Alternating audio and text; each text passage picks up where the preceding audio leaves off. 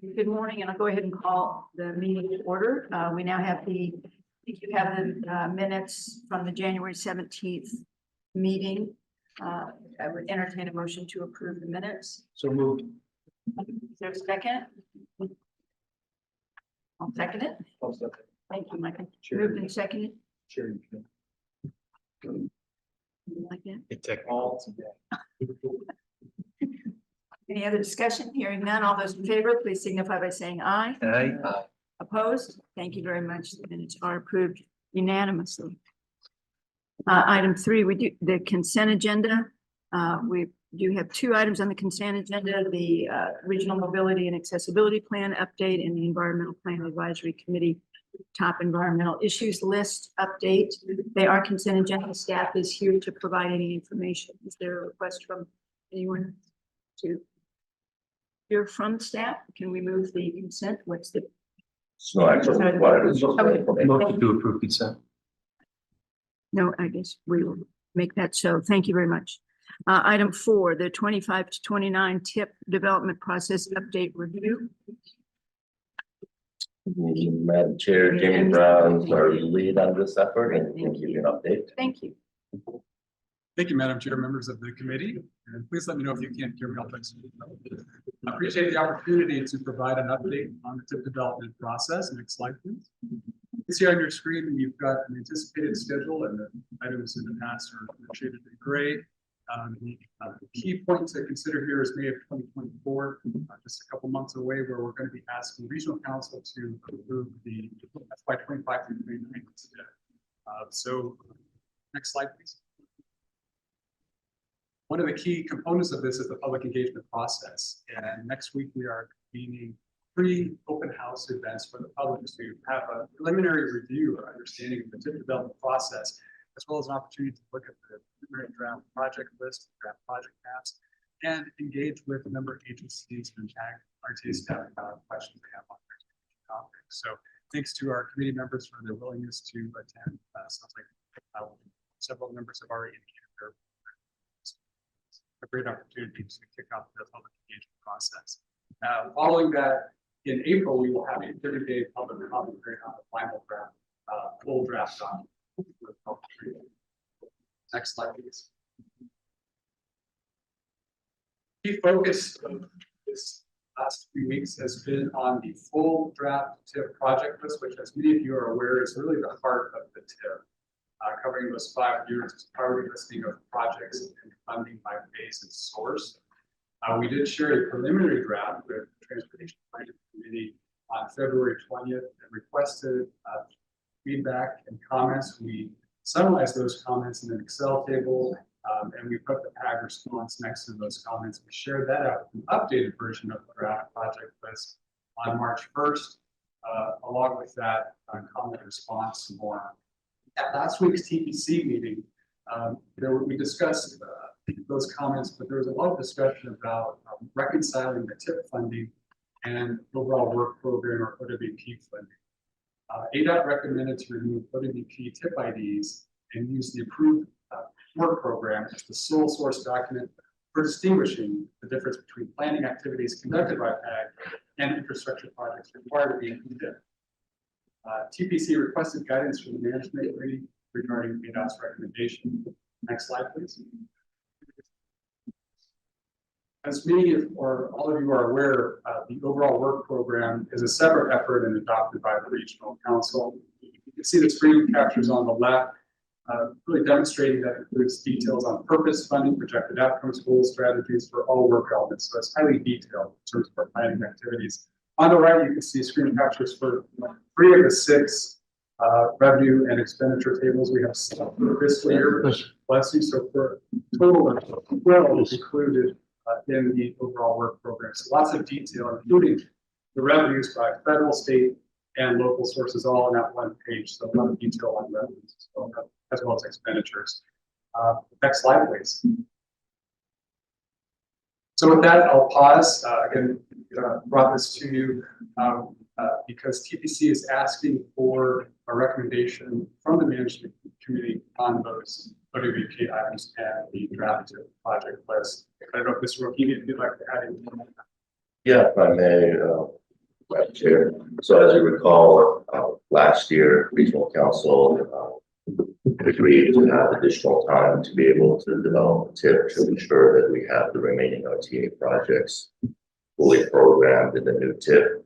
I believe we're at that point right now that all RTA projects through fiscal year 2029 are programmed and they can utilize federal and state funds to be able to complete all RTA projects. So that's the key point from the development of the tip. As you all know, we've been having that conversation for a couple of years now to ensure that we can fund all RTA projects from the current RTA in the plan. I've had a couple questions since then. That does not include the 4 deferred projects. The 4 deferred projects are not in the tip because, as you recall, based on our conversations with the board, those all have to go to the voters and they are part of the RTA next discussion. So I just want to make sure everybody's clear on that. I've had multiple people ask that question and they are not in the tip, with the exception of one, and that is the Pima County project that at this point is going to be fully funded using federal funds. I want to make that point because that question keeps coming up at every meeting.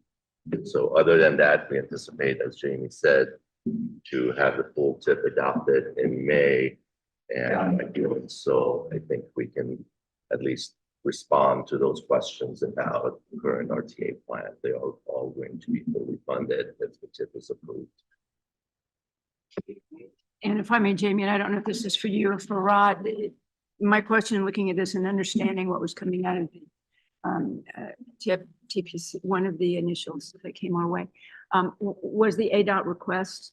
I have to tell you, I sort of are on the side of, if something is not broken right now, or it doesn't appear to be, why are we making a change? And does that cause any kind of confusion and perceived lack of transparency or anything else as it relates to taking anything to the voters as we move into RTA next?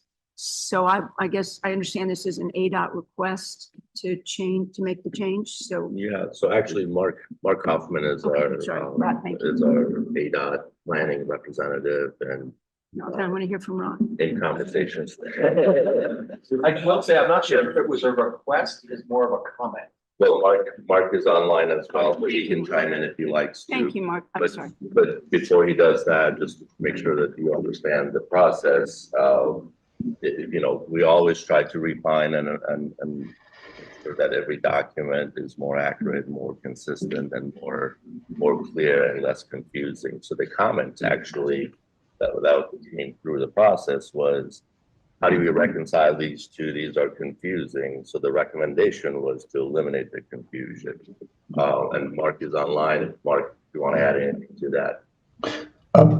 Yes, good morning, Madam Chair, committee members. So as Farhad stated, yes, it was a recommendation based on comments made regarding being able to reconcile the planning activities and the amount of funding that was included in the tip from the approved work programming, and be able to reconcile that between the two documents. So the recommendation was that you know, the required federal action and approval of the work program is completed and could be treated as the sole source document.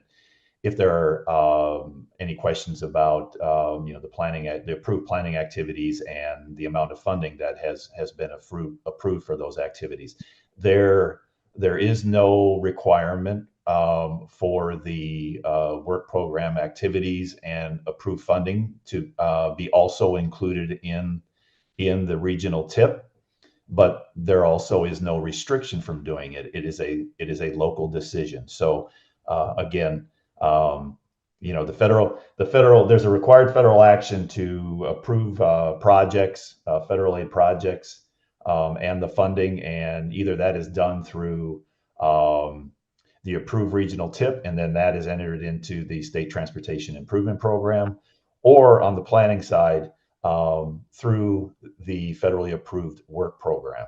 So, you know, either, you know, it's got to be the federal action and approval has to be done on one or the other. But again, there is no restriction from including those planning activities also in the TIP if the region elects to do so.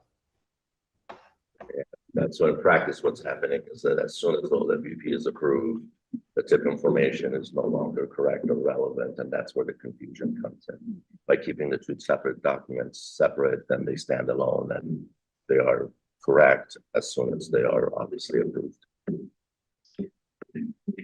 And I look to the group, as I say, I think for me, my concern about not making any modifications and changes as we come closer to RTA next, if there's any perception that we're hiding something or moving something, it is a concern. But I'll say this is not my hill on which to die. So yeah, Michael, as Jamie mentioned, I'm Thank sorry, you. as Jamie mentioned, the OWP is actually a lot more detailed, and that's the benefit of that document. Mr. Orton. Not my hill here. Yeah. But I guess I'm just curious. It doesn't sound like it's really common. It's changing.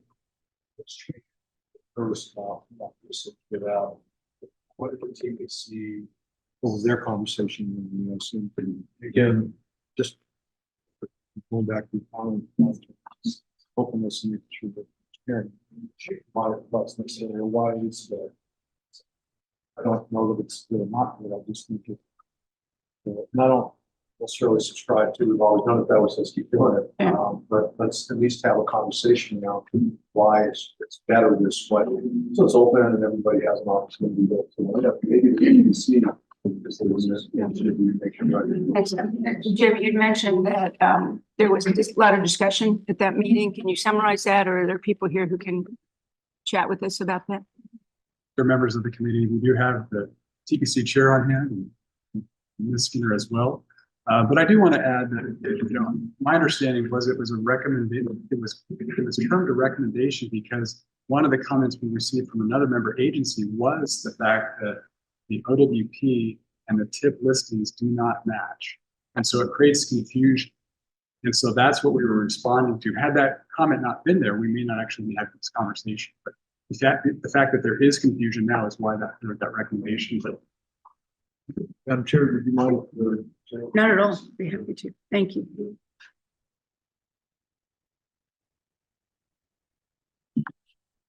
Good morning. Thank you, Madam Chair, members of the committee. So I was the chair of the TPC over that meeting where this was discussed. And I think that the sentiment of TPC, if I could summarize, was that there was a lot of concern about such an abrupt change without any conversation at any of the committee levels regarding that policy change being done so abruptly. As far back as we researched, I think 2002 is the last tip we could find. The PAG OWP items had been listed in the tip.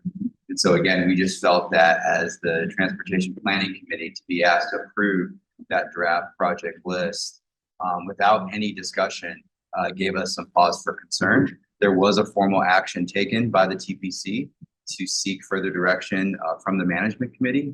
And so that's why this item was brought to you today for us to give us some direction, because next week we are expected to approve the draft project list and very much like that direction prior to next week.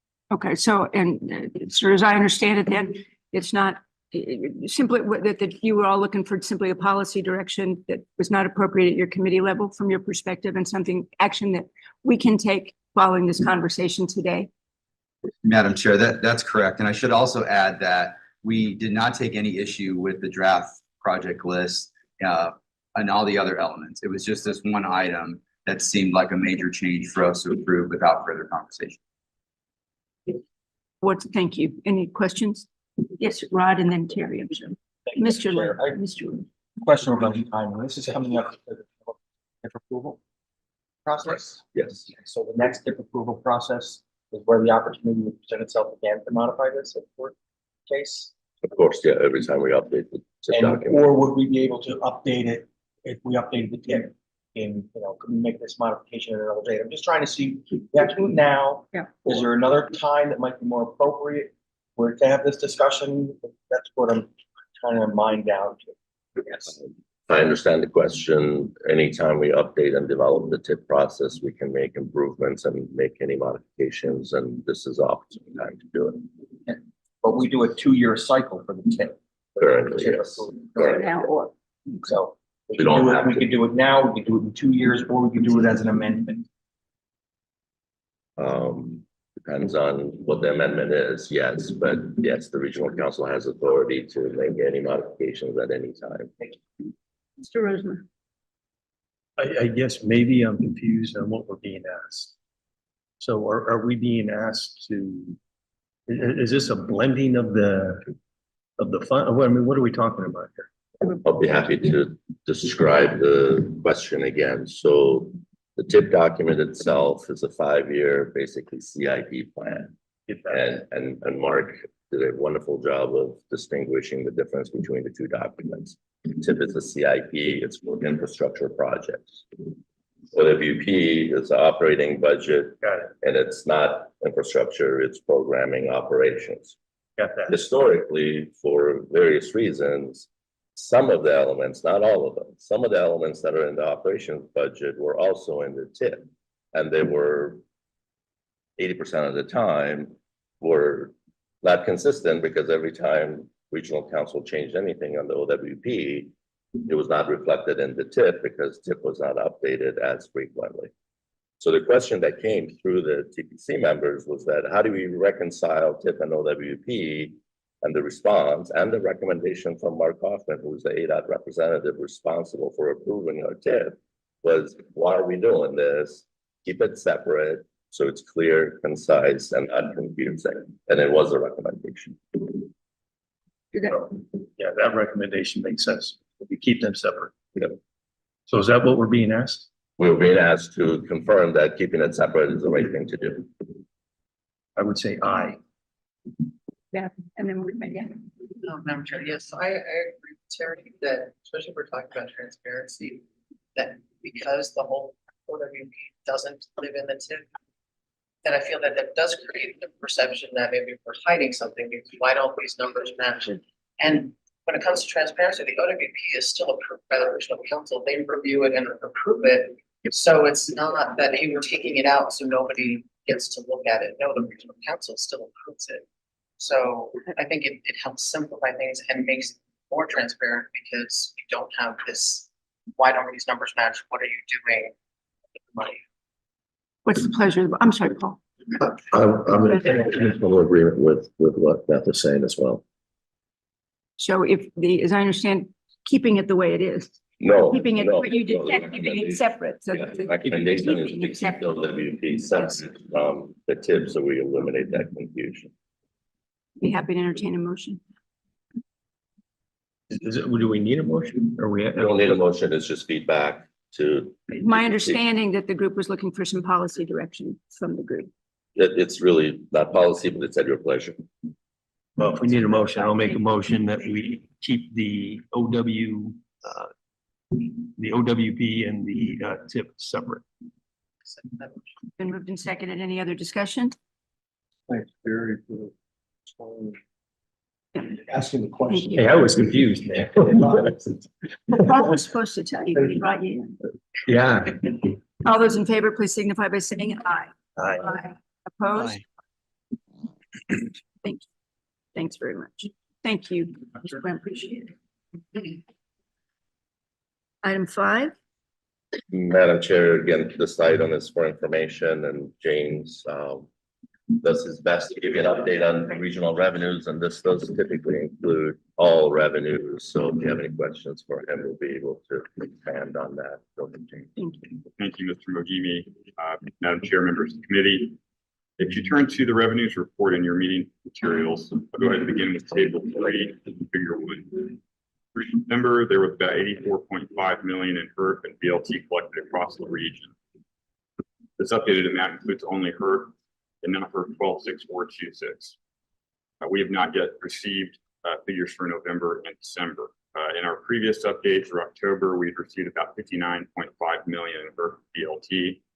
Of that 59.5 million, PAG collected about 12.4 million, or about 21% of that regional funding.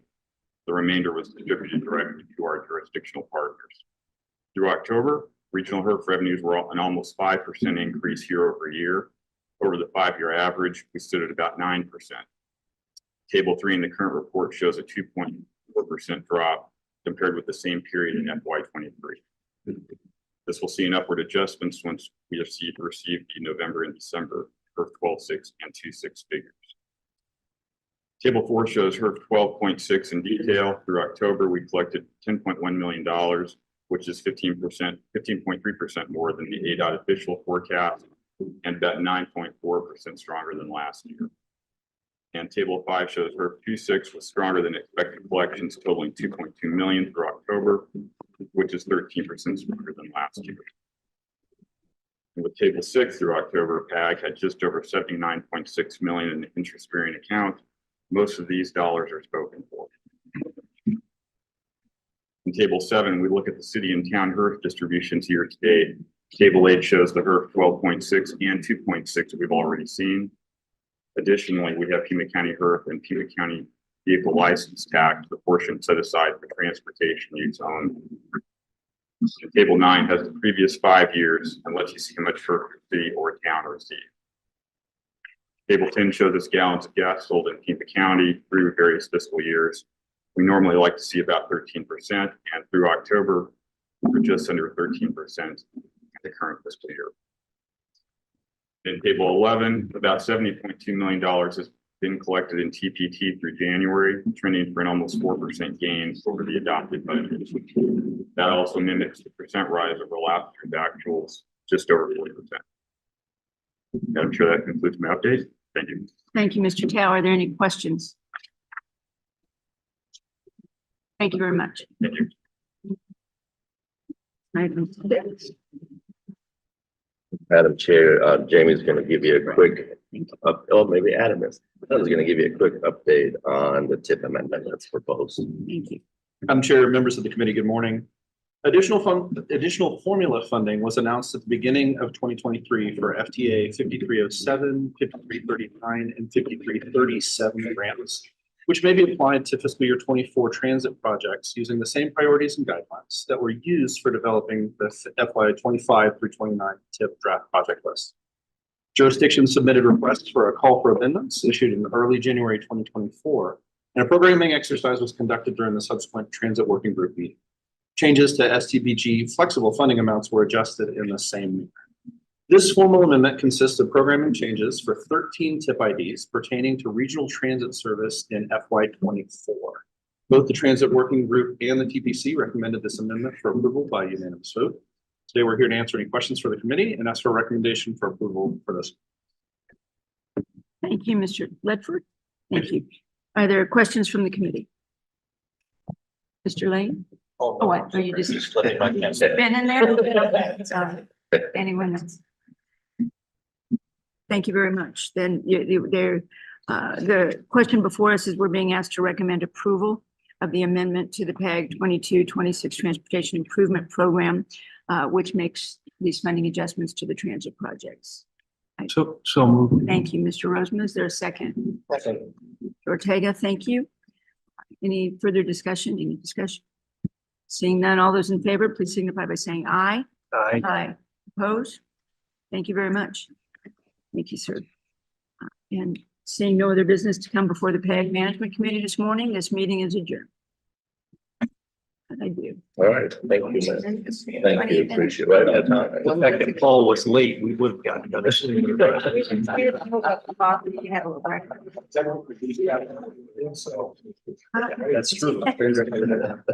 That's good. You got a few minutes. Yeah.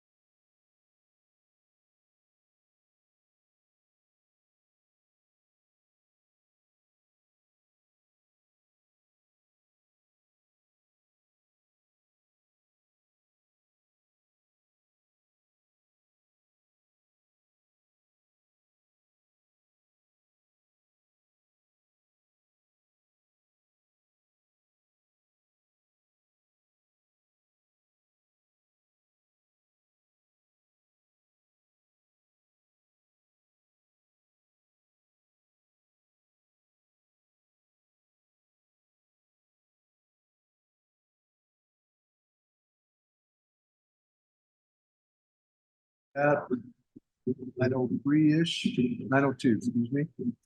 So, first, item on the agenda, second is approval of the October 11th PMC meeting summary. Has everyone had an opportunity to review the summary? I would entertain a motion for approval. Motion on the floor and a second. Discussion, Jerry? Discussion? Hearing none, call for the question. All in favor signify by saying aye. Aye. Opposed? Aye. Motion carries unanimously. Next item is the RTA next plan development. Mr. Movini, Mr. Ellis, Mr. Reed, Yeah, Mr. whoever, Chair. all, everybody and everybody can. Thank you, Mr. Chair, and members of the committee. Again, as the chair mentioned, we're gonna tag team this, provide as much information as you desire, and hopefully have a robust conversation. The agenda is as detailed as we can get it, but there's a caveat in that the board met in January, and I'll give you a quick update on that. During the January meeting, the board reviewed 3 options, 2 that were provided by the CAC and 1 by the TMC. The outcome of that discussion, with a lot of relevant questions, was to eliminate one of the CAC options, which was the 5.1 option. That option was eliminated, and the only 2 remaining options now are 1 from the CAC and 1 from the TMC. Following that meeting, the RTA board had a special meeting, and we had a very specific discussion about several different items that were discussed at the previous meeting.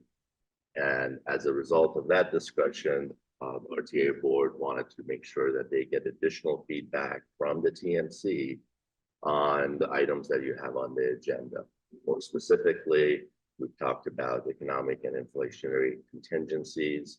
They want to get feedback on that, as well as feedback on the reserve that we need to set aside for bonding. So those were 2 specific questions that the board would like to get feedback from you. In addition to that, there was a robust conversation at both meetings about both proposals, the TMC proposal and the CAC proposal. I believe the board's going to continue to have those policy discussions. They do have several other issues that they hope to discuss at the next meeting in April, but we would really appreciate your feedback on the 2 items that we can take back to them. So with that, I'd like to have Rick give you a quick, Rick and Dave Zinda. Dave, if you don't mind joining us up here. Dave Zinda and Rick and Jeanette, I've all been looking at all these issues, and we do want to present at least on those 2 topics, on the contingency and the bonding capacity. And then after that, hopefully open it up for discussion. May I just ask a question? Sure, Mr. please. Give me a quick, because watching the meeting, to me, I think my recollection, and I thought there were 3, what I think of as additional revenue buckets that were discussed. Oh, yeah, I'd be happy to. So that's And part of this certainly discussion as well. Thank you for that. So as part of that discussion, obviously, some of the decisions were delayed until we have an update on the revenue projections. And the update on the revenue projections is going to be provided by the end of March. That's being done by Eller. We'll have that information. But regardless of what that number is, the conversation really was framed as we can respond to these questions in terms of percentages, regardless of what that number is.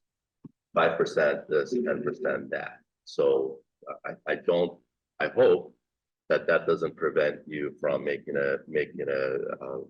providing any input. Percentages can answer that question.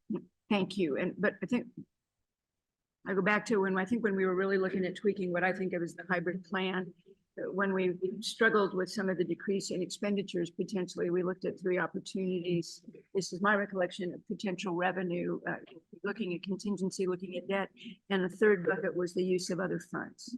Oh, yes, Yeah. And yes. so how does that? Use of mostly PAG funds. Okay, That conversation took place as Got it, well. thank And you. I believe, and we'll let the regional council respond at the next meeting, but I believe there was a significant concern about using PAG funds. That was discussed at detail. If you don't mind, Rick and Dave are gonna tag team, and thank you, Mr. Chair. Yeah, I'd like to hear your question. That's fine. Yes, thank you. You got it. Okay.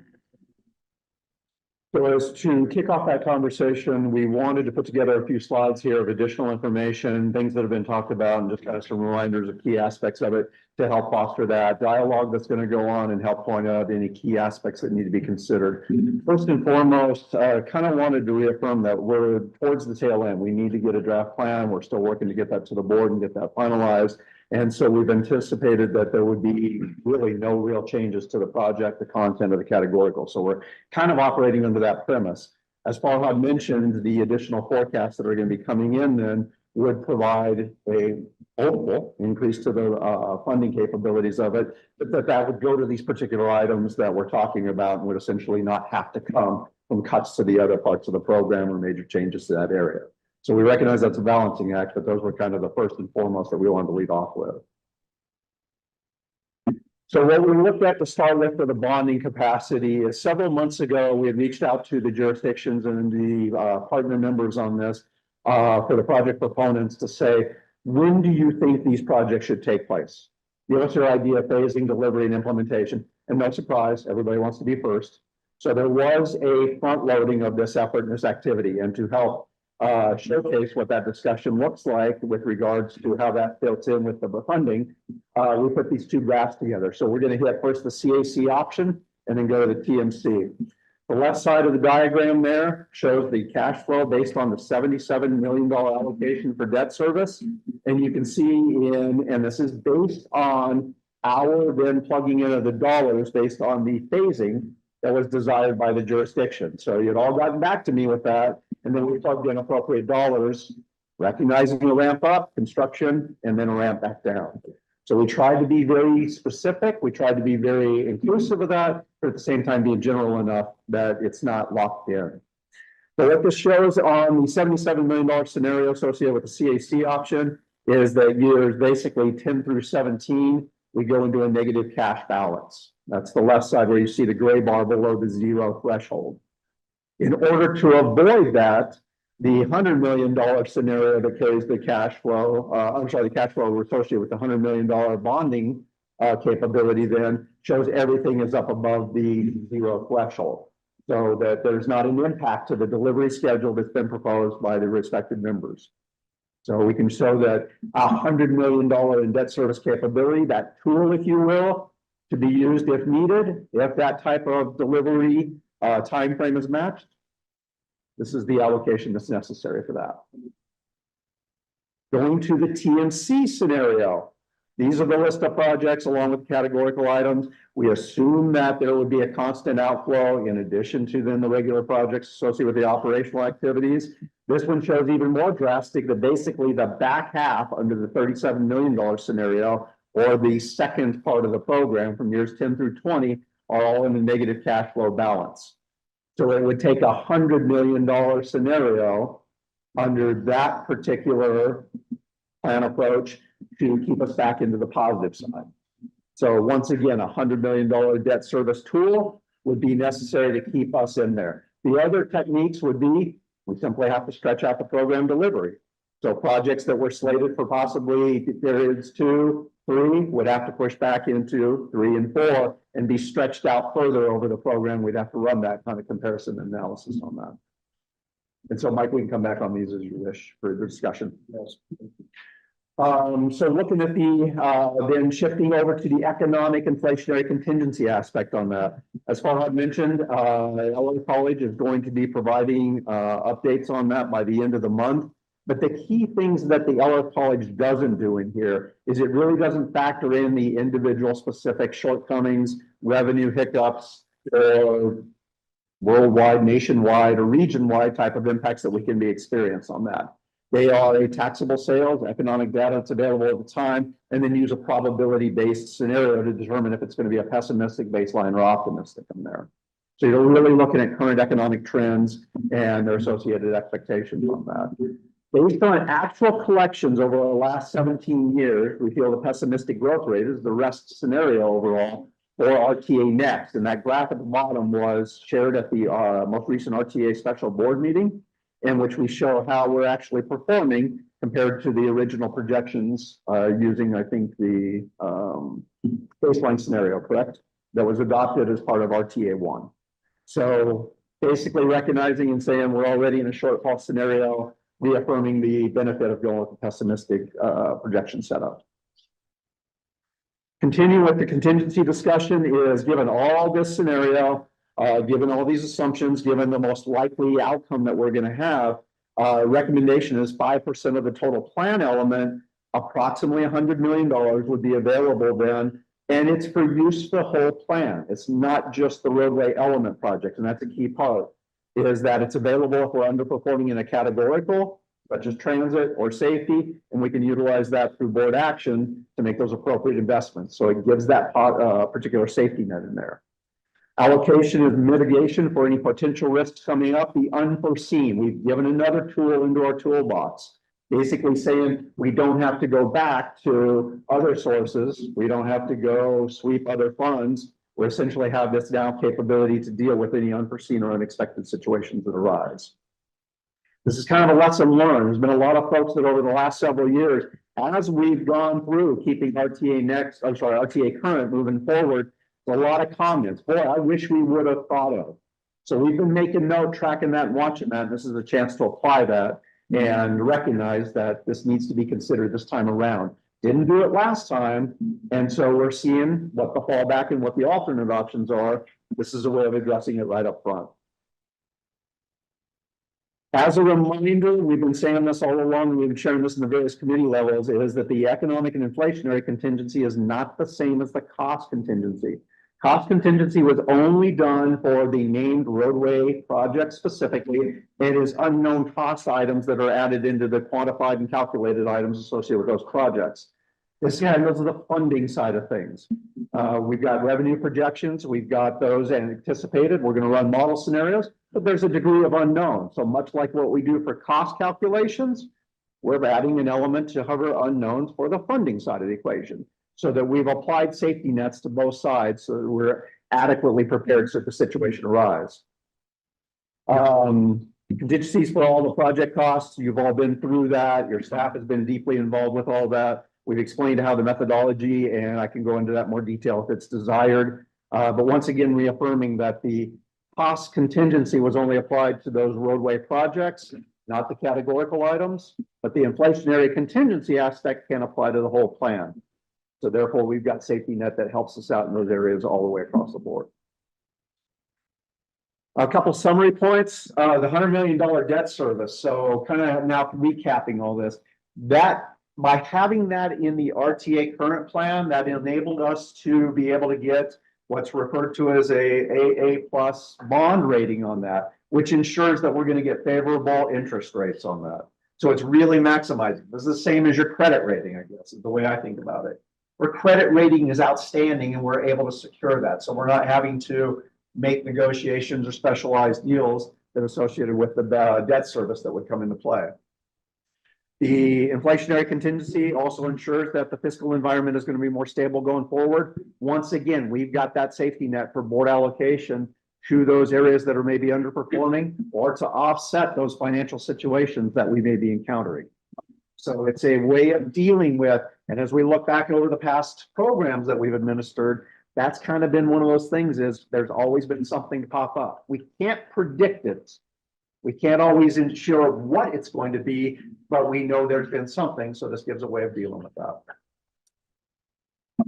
2006 plan, as I mentioned, did not have the economic contingency, and so as a result of the recession, you've heard Jim DeGrood present on this, even beforehand over the last couple of years, that there were multiple factors that affected that flatter than expected curve and lower than anticipated revenue collection. So as a result, we had to rely on the region's funding to come in and provide that complement. And it essentially meant that we've got to pull all those funds out of the regional source to then complement, make up the shortfall encouraged by the RTA. So hopefully by applying these tools, techniques, and methods in there, we can mitigate that, if not all out, avoid that. And that's why we think the $100 million allocation, as I said, 5% of the overall plan elements, is a reasonable and realistic amount to be able to include in there that would then reduce the amount available for projects, but would provide that backup. And with that, Mike, we're turning back to you. We can support any discussion questions or provide anything else that you may have. Thank you. Yep. Great presentation. Yeah, with regard to the contingency and us use of the pessimistic forecast, I'd like to see some type of a policy statement in here as well, is if we get revenues that are above the pessimistic, so we're going to end up with extra money that's not programmed. I'd like to see some type of a policy that a portion of that, maybe 50% of that, is set aside for in case of an economic turn down later on. And the other half of it goes directly into paying down the debt service, so that we can continually assure ourselves that we're not going back to the PAG block. Any comments? Rob, Dr. Winter. I have a question. Rick, can you go back to the graphs that you started off with the revenues and the expenditures? I saw something that, yeah, either of those are fine. Okay. I seem to notice a large spike in revenues in 06, 09. I would expect to see something more common or a little flatter. What are those spikes in 06 and 09? I'm sorry, which graph are you looking at? Either The one, you could see a spike in either one of those graphs. Blue is revenue. And if you look at year 6 and year 9, there's a big spike. Sure. So that's, again, we're doing the cash flow analysis, and then the spikes demonstrate where the bonding comes in. You add that bond into your revenue, and then you pay it off over the life of the bond. This is the point of clarification is the left graph there assumes bonding capacity somehow using 77 million as a budget for debt service. Correct. And then the right one is 100 million. So the difference really is a larger issuance in 9. It looks like the 6 issuance is about the same, and then the issuance in 9 is greater. Is that?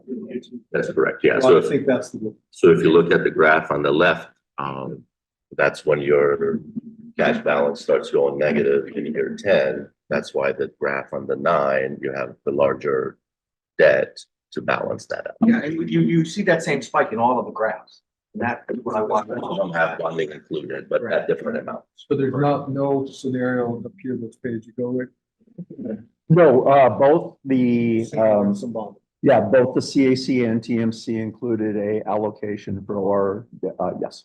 And to the point, or to we held constant the delivery across all these scenarios. So the delivery timeframe is equal across every option.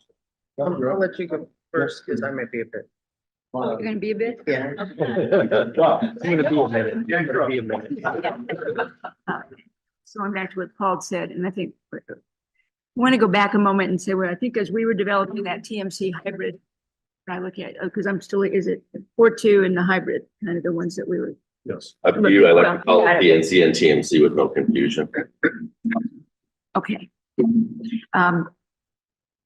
However, when we got to it, part of, I think, when we were, kicking around those ideas was looking, we had 2 options, right? When it didn't balance, we could try to decrease expenditures or increase revenues. And we got to that point where we were unable to decrease expenditures anymore. So we began to look at how we increase the revenues, which is where I think we then looked at the 3 buckets, at the contingency, at the debt, and the utilization of other funds. What I look at today is I think we're all anticipating that new information will be coming from Eller that will increase the dollars. And so I think, Paul, this is pinging off what you'd said. I'm looking at, is it possible to sort of snap that line on the programs that have been developed in a model? Are projects and programs that we continue to support? The question is in the buckets of funding, and I know there's been real concern about how we have those additional dollars. Could we then say that, again, programmatically it stays in place?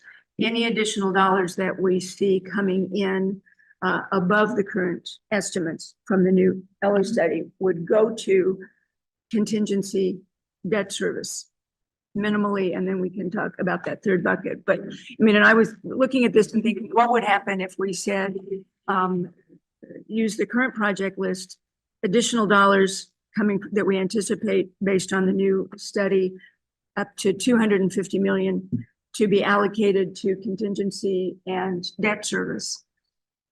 And then if anything comes above that, then we go back and look at some of the project list. So maybe if I'm trying to get to, is that sort of like the policy? Yeah. From whence we came. So tying into actually what Jan just said and what Paul just said, I want to sort of jump ahead a little bit to C because then it ties into A and B. You want to jump into what? To C, where we're talking about the different alternatives. Because I actually have with me a handout. That's why I said that I'd let Jan go first because it might be a minute. That actually kind of talks about what both of them were saying. And talks about that, that this is a rough snapshot in time and what happens if our projections are wrong. One of these is the spreadsheet that we're all probably kind of sick of seeing at this point. Which has the 4.2, the 5.1, the TMC modified. And then what I put in there is in blue as what I'm calling the new modified. So I want to kind of start this by saying that I've also pounded out a narrative so that once you leave here, you don't remember everything we talked about. Go back to that and hopefully that clarifies everything.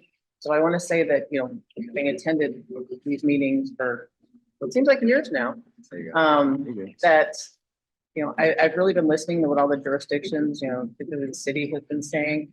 And also having read the recent February 9th sales tax revenue projections memo that the city put out. And we have had conversations in the TMC along those lines about scaling the RTA next, because we are looking at that one snapshot in time with a pessimistic projection, that $2.34 billion.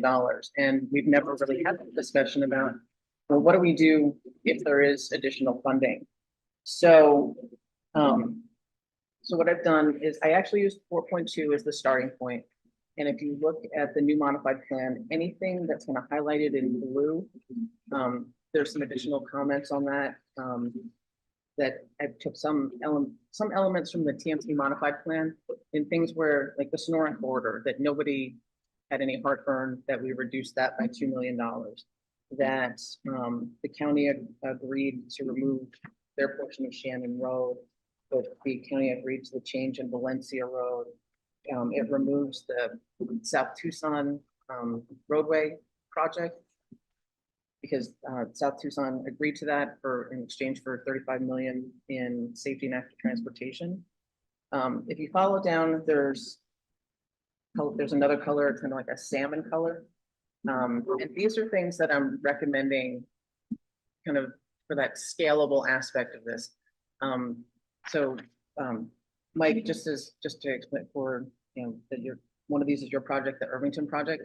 This is kind of a placeholder. I didn't want to presume like the priorities for the city. So there's a lot of modernization projects and we've had the conversation before if some of those modernization projects maybe make more sense as a named categorical or as a categorical. So this is kind of a placeholder saying, hey, we would look to the city to tell us which projects they want to prioritize as the named roadway projects. But we're looking at somewhere between 53 million and $60 million that would have to move to a categorical as part of that scale. So I'm basically saying, so there's three different kind of definitions here. That there's the RTA board approved budget, and I'm saying that that's the $2.34 billion that the board has so far approved. But then per the city's memo, what the projections maybe should be. So I'm calling that the revised pessimistic budget. And then you also refer to the optimistic. So I'm calling that the revised optimistic. So scaling the RTA, assuming that, that these are reasonable projections, that this is something we can, at least start the conversation about. So what I'm saying is then taking all of the city's named categoricals and putting them into that scaled, the revised scaled pessimistic. So there's about $258 million worth of projects in that bucket. So if you pull them, we'll call it, kind of to the side, as I've done on this chart, we now have about a $245 million bucket in the safety and active transportation sub-element that's essentially unnamed. You have a $258 million bucket of potentially named projects that goes with the scalable aspect of this. It keeps the $50 million environmental element. It keeps the $610 million transit element. It restores the debt service to 110, which is the 77 million for the debt service. And I'm going to put a pin in that and come back to that as it regards to A and B on our list today. Economic contingency is still 0, but again, I want to put a pin in that. So if you get down to like that red box at the bottom, everything that's in, I'll call it that, again, that RTA kind of baseline project. So we have about $2.3 billion of projects in that initial, and then there's a difference of 318 million that have been set aside for the scalable aspect. So we're talking about a $318 million difference. So, but there's that difference initially of about $8 million. So now we're talking about $310 million of difference between those two projects. If you look at the TMC modified plan, at one point the city had said across the board on their projects they would reduce $20 million of scope. I've taken them at their word and said that that's still on the table. So now we have a $290 million difference. Well, according to the revised pessimistic projections, if we use that, there's $290 million on the table. That if that's really what the revised pessimistic projection is, that I'm saying that anything above that 2.34 billion goes to the city. That the city would use those to do that, the other, basically that safety and transportation sub-element category. So at that point, include everything that's included for the city would be 1.31 billion. Paul, did you have a question? I do. So in your adding up of the totals, does that take the $75 million out of? Correct. So the $75 million in PAG that's suggested to be taken out of PAG right now, does that remove it out? PAG. Goes back to PAG? Yes, Okay. that's not included in here. So So that's RTA Next will stand on its own. stand on its own. Okay. So then I'm saying, if we take the scaling to the next level and talk about that optimistic projection, that's another $290 million on the table. And I'm saying that additional money would also go to the city, that if that's what those actual projections were. And that would bring the city's total to 1.6 billion, which is really close to the 1.65 that you talked about in the February 9th memo. And that gets us to about 58% of the total RTA would potentially go to the city. Now, to that point, like benefits is 75 million is back in play for everybody. The city can have all of their named sub-element projects. My recommendation would be that those projects, they could be named somewhere, but then maybe they would live in the RTA administrative code, because that would give the city the flexibility, like with problems with First Avenue, with Broadway, that they're suggested projects, but if they're in the code, they can change the scope. Or potentially realizing, whenever they go to build them, maybe this isn't quite the project. So you'd still maintain that flexibility by not having them as actual listed named projects. I would also make the recommendation that, we're not going to know until we're into RTA Next what those projections look like. And the city still has 2 deferred projects and a number of other projects that have to be completed. At a few of the meetings, I think it was Mr. Credio had said that we anticipate, and that's where we got the 75 million, that we're going to still be sweeping funds for 5 years. while the city finishes current projects. So at the end of that 5 years, we'll be done with the sweeps and we will have new projections. So we can say, hey, we're tracking over, and then all that monthly overage would be available to the city to use at that point. That if they could start on those new projects, because we would have that projection, we would have the actual evidence that we are collecting at a higher rate. So that's kind of the simplified version of this. And going back to my 2 pins is, again, I've left this at 77 million, and we haven't really talked about that economic contingency. That there was a memo that Farhad put out not too long ago that talks about how the board, at their discretion, as long as something's named in the plan, that the board can add funds to that. That if we are tracking high, as long as we talk about debt service, we have it funded at 77 million. If we reach a point where we need more funding for debt service, that the board can move funding.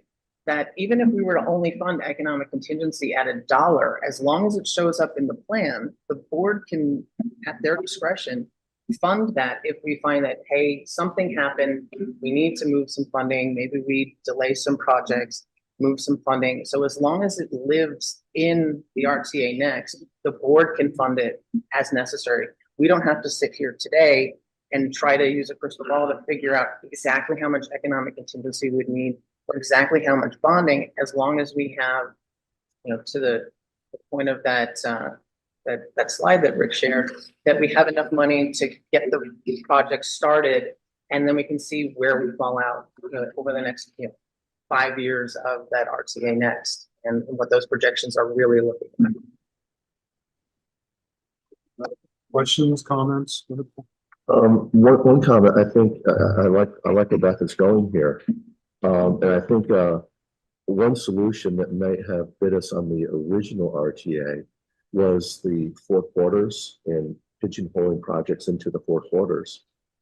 If we realize now that, we're still trying to project within a window what the economics are going to be going into the future, it would behoove us to create the list, but maybe not create the timing as part of what the voter plan is. It gives more flexibility in dealing with those economic downturns, because if we have a project that's slated to be in the first quarter and we find that, there's a dip in the revenue, we'll have that opportunity to maybe move it out to balance that cash flow and to still stay within, the amount of money that we put in for the model for the debt service. So I mean, just to keep that flexibility moving to the future. Any comments? Beth, I see on the last page, you have transit assigned to the city of Tucson at 610. Are you assuming that in this plan, the entire transit element would be given to the city of Tucson? Essentially, yes. So leaving out the circulators, the neighborhood circulators and express routes? I think it's a little, and then this is a little bit more high level. I mean, I think it's a little more complicated than that, because there are federal dollars that are also contributed to transit that aren't taken into account. So trying to kind of parse out what that exact number is that goes to the city without taking into account those federal dollars, that 610 is probably a semi-reasonable assumption, at least as a starting point. That's between the federal dollars and everything else that'll come to the city for transit. But you're keeping the 610 number that we've been carrying all along? Correct. Okay. The town of Royal Valley would have a little issue with that. I think we talked about that before, so that we can get into so thank you, Beth. I appreciate this. I had not seen it.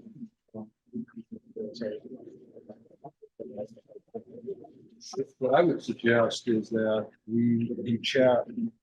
Let's break the conversation down into 2 parts. Back to Jan's thought. Let's talk about contingency. And we'll break that into 2 pieces: economic contingency, inflation, and then park contingency. Now let's talk about debt service. I think there's some assumptions there. We just need to make sure we're all clear on that. Paul's point. I think Paul brings up an excellent point in terms of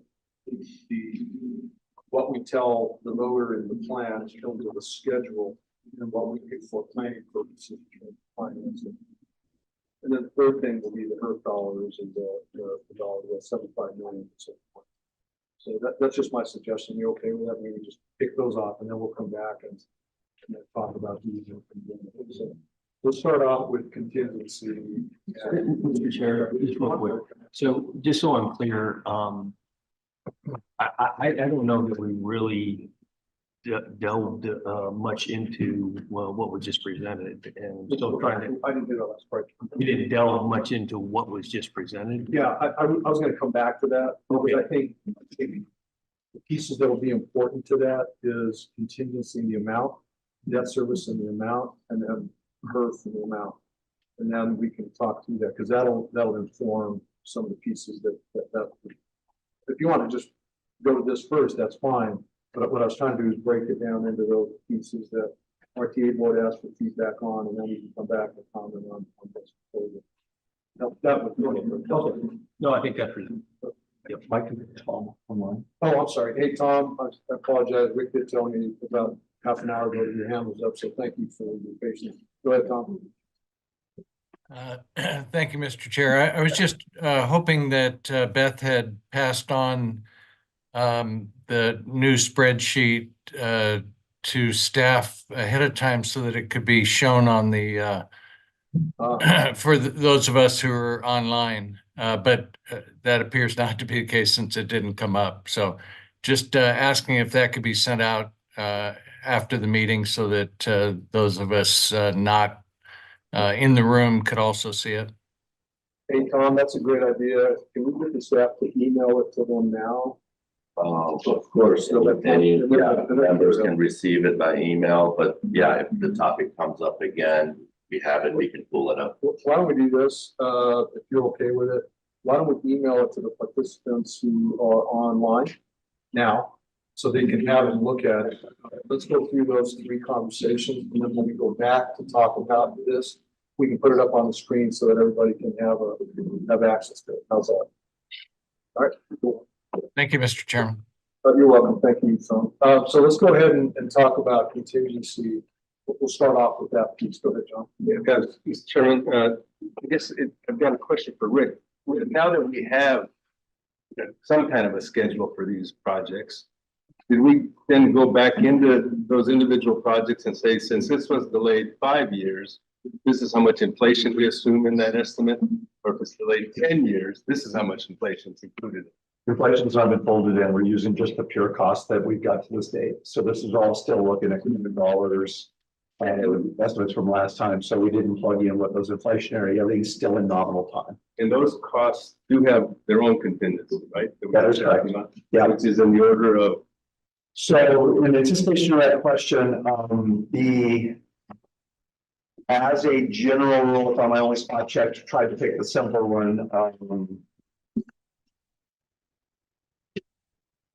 So for some of the simpler jobs, the cumulative contingency amount, so if I say contingency on section 2, section 3, section 4, environmental, whatever, cumulatively on the simpler jobs was usually about the 50% range.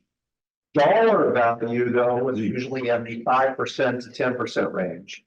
On the more complicated, it could be as high as 75 to 80 to 90% total amount. And then approximately in the 15% price tag range. So what we really tried to do was say where we have unknowns or inaccurate information or the possibility of wild dynamics, we have a higher contingency for that item. And then on top of that, we tried to break out everything that traditionally is a placeholder in either miscellaneous or contingency. So we separated out planning, design, engineering, railroad factors, everything else. So we gave a home to it. So that's why those numbers are that way they are. Does that answer your question? I was going to say, we learned that from last time. We did not apply a blanket percentage and treat it as a one size fits all. We didn't do that across the board. That was part of the complexity of it. John, is your question about the contingency for the projects? But what's more inflation, I guess I'm calling it. Yeah, and then a separate conversation around I'll look here or suggest inflation and economic downturn fall in the same category. Yeah, similar, right? We gotta prepare for it. But the piece that makes me nervous about this discussion is, have we updated the costs for the projects and all the some elements of category? Have we updated those now? You know, are we talking about current dollars for this? They're still graded as of last summer when we did the last round with the jurisdictions on that. So those are the price tags we're using. So the assumptions would still carry over, but the dollar values represent the summertime of last year. I think that makes me nervous. And as we're starting to have this, I mean, we're really starting to get down, nervous about the cost estimates are a little dated. I suspect that before this goes too much further, probably in the summer, we should update those just to make sure that we didn't miss something that gives us all a chance. And I'm not talking about the entities. I really think our consultants who we hire to do that should really be the ones to be thinking about that. Probably not today, but in the not too distant future. We did build that in, so there's two things to that I want to let the group know. We did build in the capability through factors. We can do that. We expected that was always going to be a built-in aspect.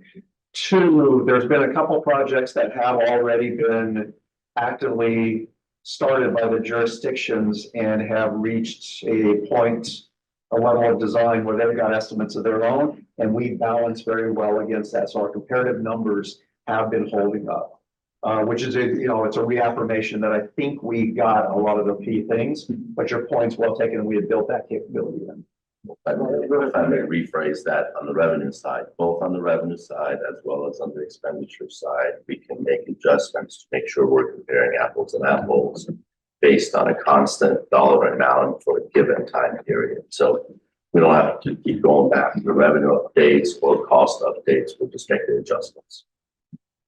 One of the pieces that, and I'll just, without going into the detail of the spreadsheet, I like the fact that I think we have decided to differentiate between the contingency, which is the carryover or the overlap, and then the economic contingency. And I think there's value there to really separate things out.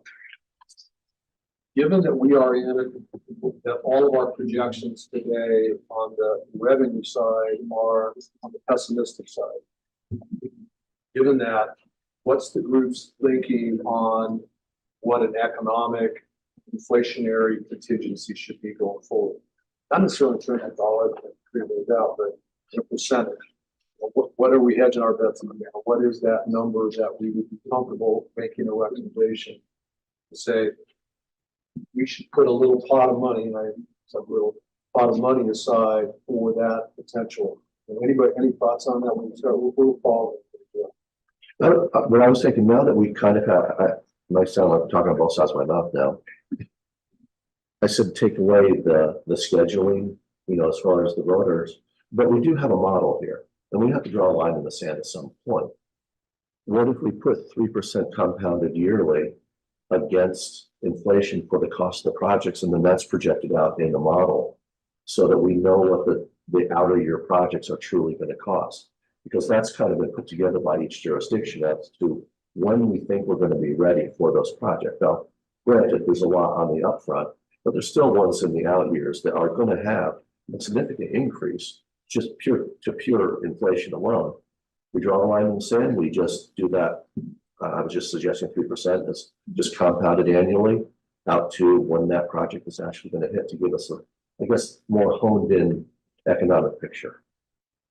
So are you thinking 3% on the project, as far as a project by project? Yes. Compounding as opposed to a pot within the overall budget? Yes. Yes. Just want to make sure along those lines. So if you're going to do that to the expenditure side, then you need to do that on the revenue side. I agree. Well, except on the revenue side, I thought that the projections made that assumption.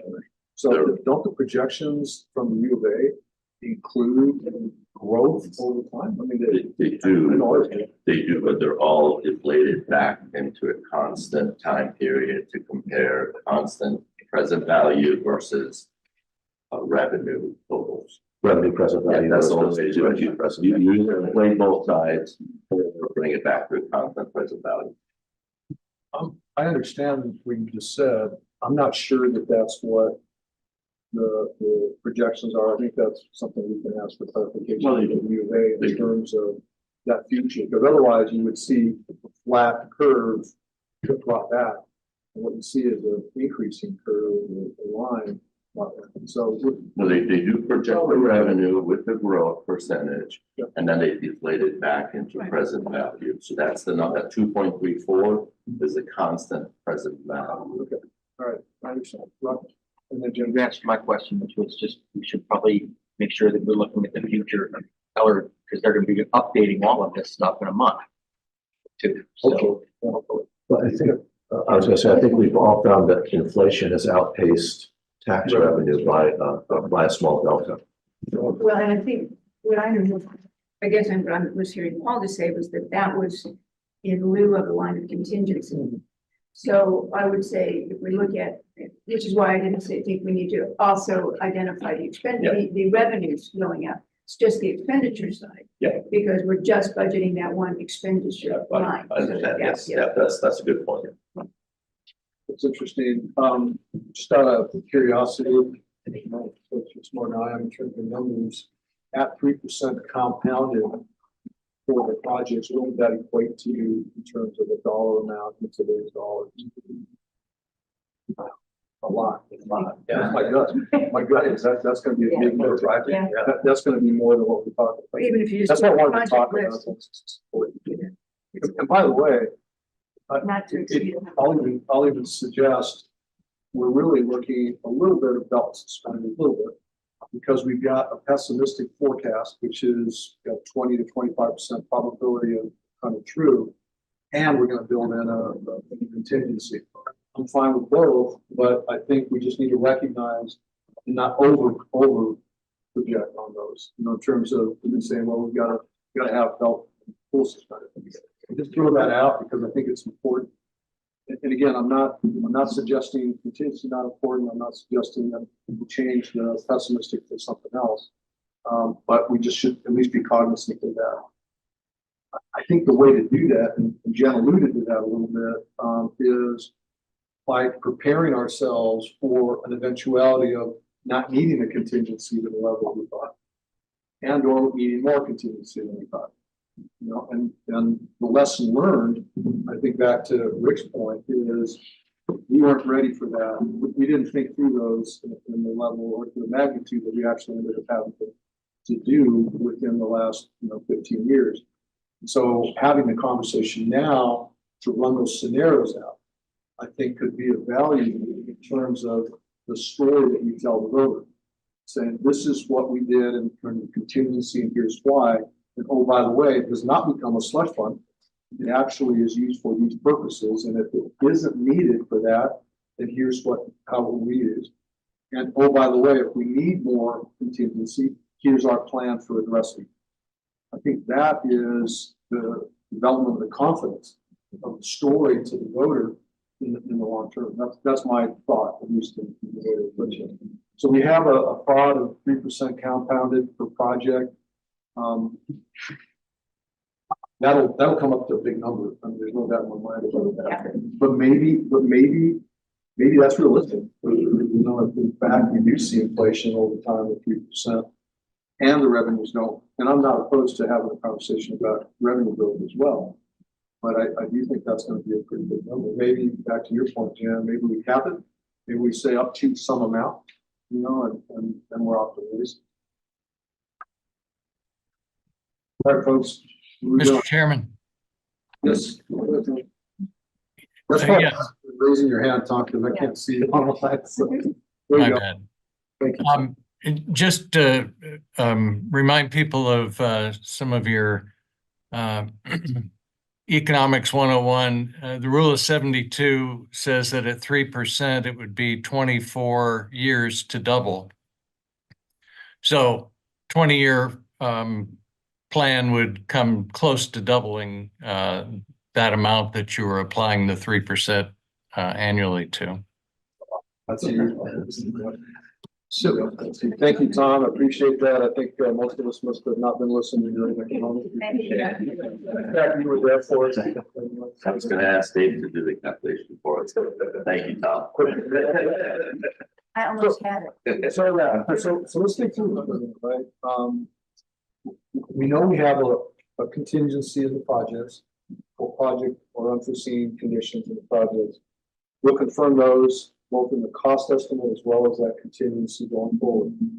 What is a reasonable contingency based on a $2.3 billion budget, at least for now, $2.3 billion budget, that we would suggest, hey, we ought to put that in the closet and leave that alone, not touch it unless we need it down the road. Any thoughts on that?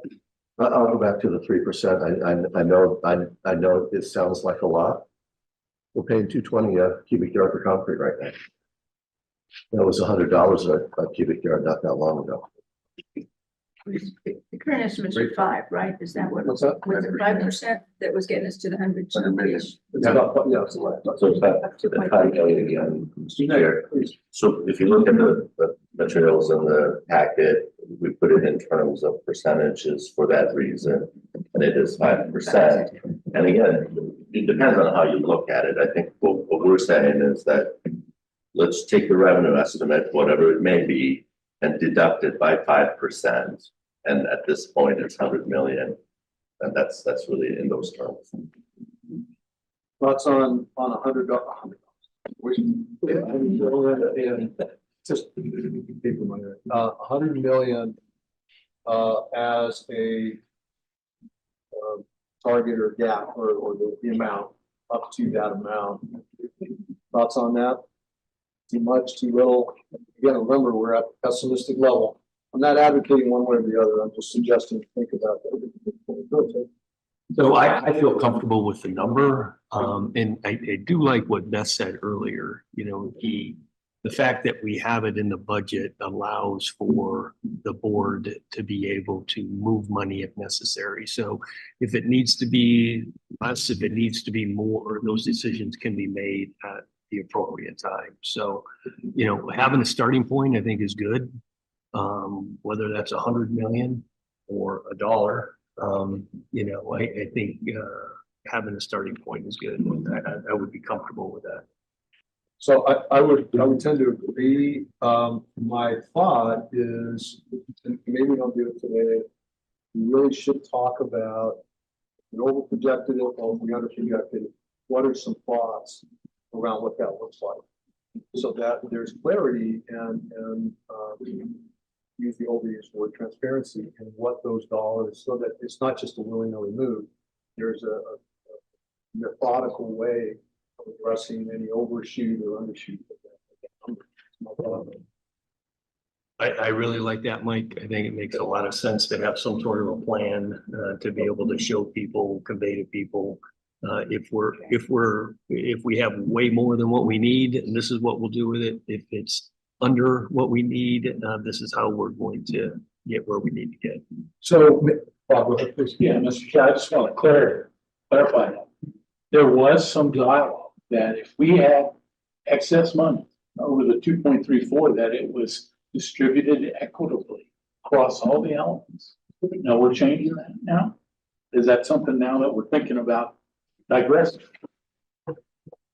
I don't know that, I think there was discussion about that. I'm just going back in my memory banks, discussion about that. I don't know that there was formal direction on that. If I'm wrong, just correct me.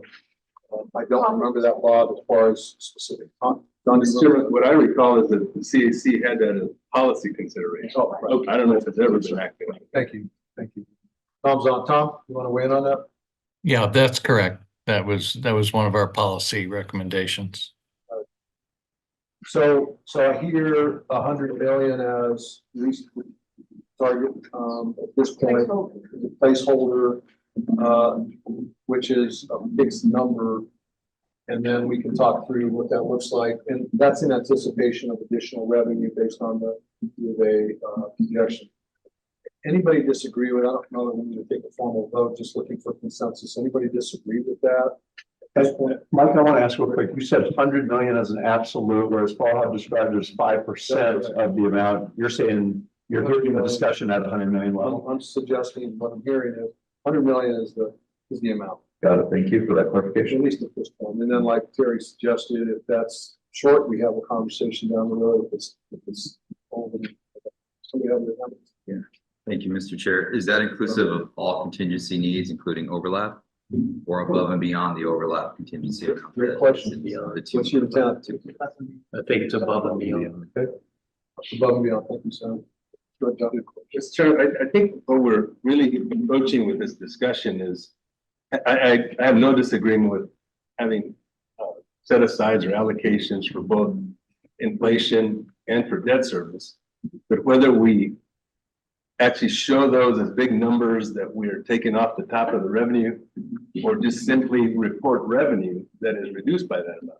I think that's an important topic for us to think about as it goes to the public. Presentation. You know, because now you're looking at maybe $200 million set aside for something that you're gonna have to explain that to the public. Unless we just simply say, our revenue assumptions already take in inflation, already take in debt service, so relax, that's number one. So excellent point. Thank you, John. I would suggest this, though. We can get to the same place, right? The key will be the story that we attach to those. So if we reduce revenue by that amount, whatever those amounts are, and we have placeholders in the plan, because my understanding is we have to have placeholders in the plan for those in order for the board to allocate dollars in. If we reduce those placeholders and take it off of revenue, it will be important, in my opinion, to educate folks on if revenues are exceeding these targets, here's what we're going to do with it. And then it's similar to the conversation we started with, which is here's what we're projecting for contingency and or debt service. We'll talk about that in a minute. And if we overshot that, then here's what we're going to do. If we undershot it, then here's what we're going to do. So either one could work as long as the story, I think, is out there and consistent and you know, obviously active. Oh, another hand. Oh, hey, Bill. Go ahead, Bill. Hi. I agree, and we're getting into the part that I think is really critical. My only concern is that when we talk about contingencies, my worry is that the voters' eyes are going to glaze over, and maybe it's worse than glaze over. Maybe it's conspiracy theory. Maybe it's like, oh yeah, they have all this contingency money in there, but what's going to happen to it? And to me, it almost seems like we need to define the projects that we know can be built so that we don't get into the same situation that we're at right now, which is we said all of these projects were going to get built, but now some of them are going to carry it over, and then have the contingency projects set aside so that we say this batch of projects absolutely will get done. We've got contingency money that we would spend on these projects if in fact we don't need it all on something else. But I think we need to tell people what the contingency dollars, what happens to the contingency dollars if they're not needed as a contingency. That's it. Thank you, Bill. Appreciate that. Good comment. Yeah, thank you, Mr. Chair. I just kind of related to some of the other questions is clarity on how those contingency dollars will be used. So for example, you know, first project out of the gate in RTA Next is scheduled for 45 million and it comes in at 60 million. Does that mean that 15 million comes out of contingency day one? And how are those, you know, dollars going to be doled out? I think some clarity for the jurisdictions is going to be important as we go down this road. So I would suggest there's two parts to that, I think, Sam. One is clarity for the voter first and foremost, right? So that there's absolute confidence. We've got our ducks in a row. We know what we're going to do, and here's how we're going to do it. We play out as many scenarios as we can without being so complex that, going back to Bill's point, voters' eyes glaze over, right? But the second then is the policy conversations about how that works. So it's the implementation, administration of that, and so that we've got clarity amongst ourselves so that we can ultimately deliver the program. So I think those are the key points. So I don't hear anyone pushing back on 100 million as placeholder, we call it, for now, in the economic / inflation contingency. I would also suggest that we start to think hard about when we're going to update the costs, the project costs, and all of the stuff that's in the plan to include a review of contingency per project. I think that's important that we start at least thinking about that. Maybe this summer, we should be doing that, in my opinion. Can we move on to debt service? Okay, so I think there's consensus here without taking a formal vote. There's consensus of that. Let's go back. Let's go and have a conversation around debt service. If you could put the slides up, on the CAC, TMC, whatever the slide is. Actually, let's put the TMC slide on. That's us. There you go. So, my observation here, and it was not, I mean, I couldn't put my finger on it until Paul mentioned it. My observation here is that we have a pretty optimistic delivery schedule here. And I think we need to look at that. I'm not suggesting that this is a problem or it's bad. I just think that for our conversations, we should be, use the term, more realistic in terms of what we can deliver in the region. And that ought to be the base. The base is how can we deliver with absolute confidence? So we can say with absolute confidence, we're going to be able to deliver all this stuff within the plan.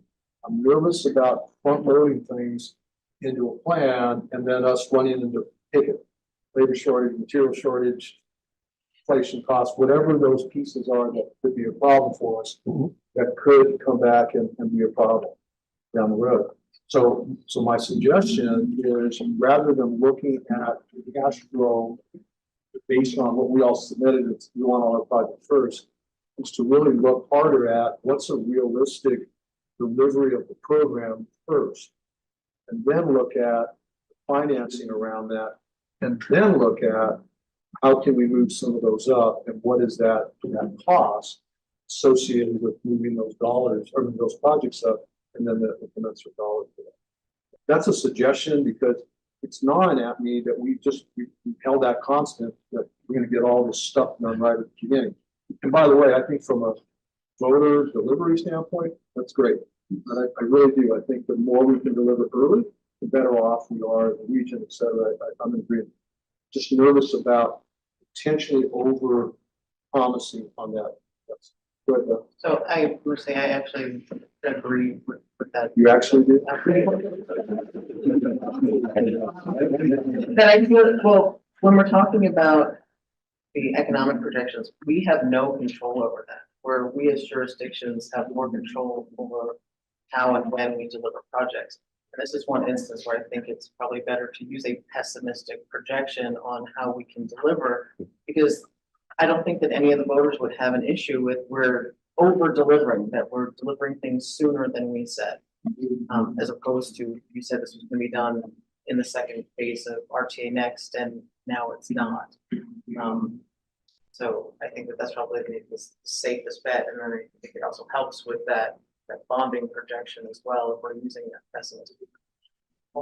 I also think it helps too on the what's called the commitment of the money, because we've had projects committed for years in the current RTA.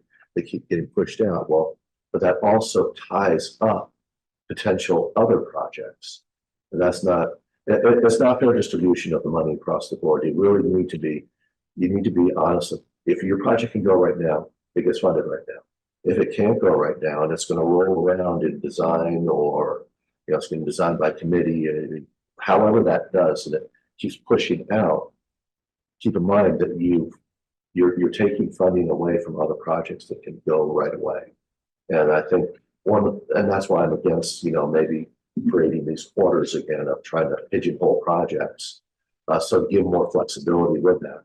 And it's incumbent upon all of the jurisdictions here at the table to be very realistic and not, let's say, artificially tight money. Mr. Chair, I was just curious, Rick, can you tell me what the two big spikes in the expenditures in years 5 and 10 are? Those the two TIs? Oh, good heavens. Your chair, Mr. Credio, are you talking about the orange expenditure spikes there? So that would be, I think, largely repaying some principal on the debt. I'm not sure about year 10 in that case. That could be just some projects, but some of those will be going back to repaying the principal. And to add to that, so there are first phase projects that are going to be continuing deep into period 2 as well. The Silver Bells, the 22nds, some of those big, ugly, complicated ones that are tens of millions of dollars, those stretch into there. And when you're bringing in the period 2 jobs, you're stacking those on top of it. So you start to get that cumulative amount as you ramp up with 3 projects out the gate, becomes 5 projects out the gate, becomes 7, then all overlapping at the same time. So what you see is that bell curve spike that happens in those middle years on top of what David's saying. Yeah, I think that, ADOT obviously has a policy that anytime they take on a non-ADOT project, they want cash up front.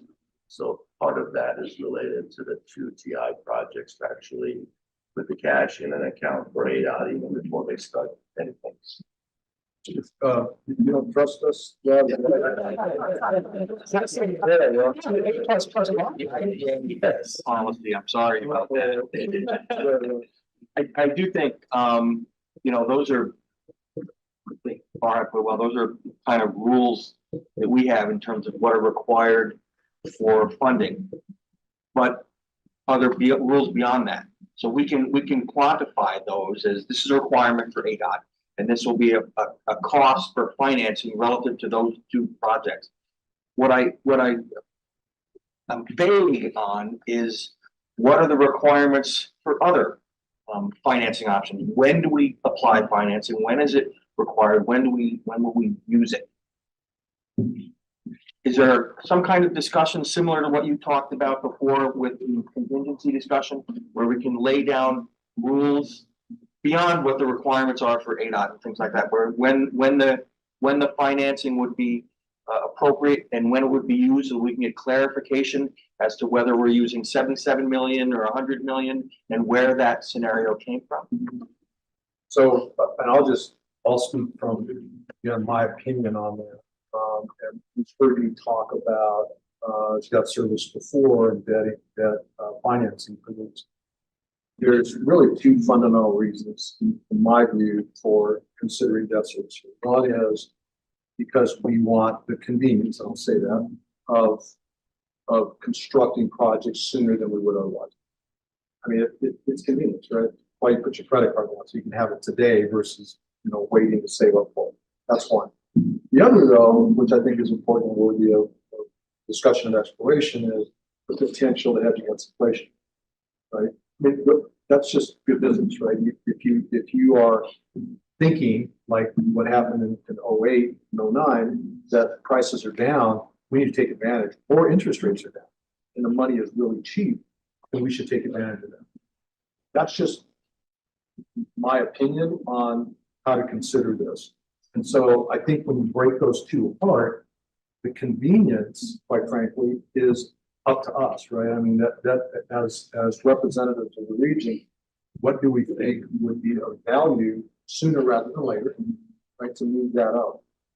The second part, we can't predict because we don't know, right? And that's where, in my opinion, the placeholder comes in. And that's really the piece that the policy decision will be what we do sooner, because it's better for the voter, better for the resident, better for the system. The second is a business decision, a business case based on what's going on interest rates, what's going on with potential inflation, what's going on up there. Now, both of those can be lumped into one, but my suggestion would be that at least we think about them a little differently, because that will affect the amount. Right? And then again, going back to the schedule, I think the schedule should almost show little if no financing for starters, with a placeholder for financing. And then quite frankly, if we as entities want to see some of our projects move up, we should be having a conversation about the value of that to us. What's the value to the city or the town or the county in moving their project up? And if the value is such that, hey, man, it makes sense, we might save some money, we'll pony up a little more ourselves because there's value to our particular entity or constituency group. Just a thought there. So that's sort of put into. And I agree with that. I like, and thank you for putting in the fact that I think it's a discussion to have for each jurisdiction to have if they desire to move it up. I think that's an important component. And I like the idea that you talked about in terms of the math. If we see a significant economic issue where we can save 10% on potential construction costs and bond for less than 5%, you know, that's a no-brainer business decision. So thank you. That was very good. I just want to say that I actually agree with that. The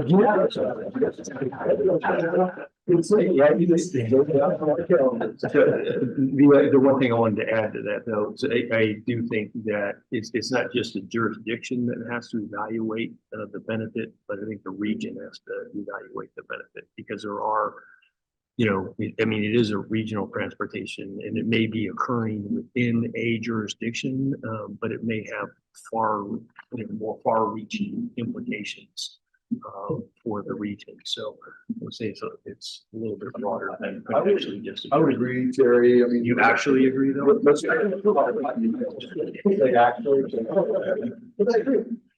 but let's think about the interchange in Marana, right? That is counted towards Marana because it's in the city limits of Marana, the town limits of Marana. Right?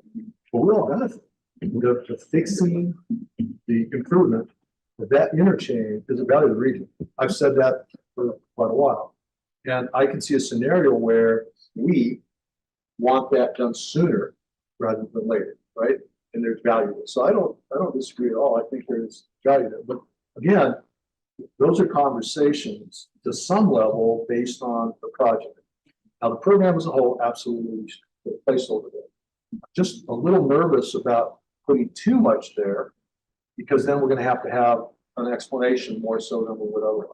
Not to preclude us from having that, but I do, and quite frankly, if we run the numbers and it saves us money, saves us money to do it that way, to finance it, then we should be doing it, right?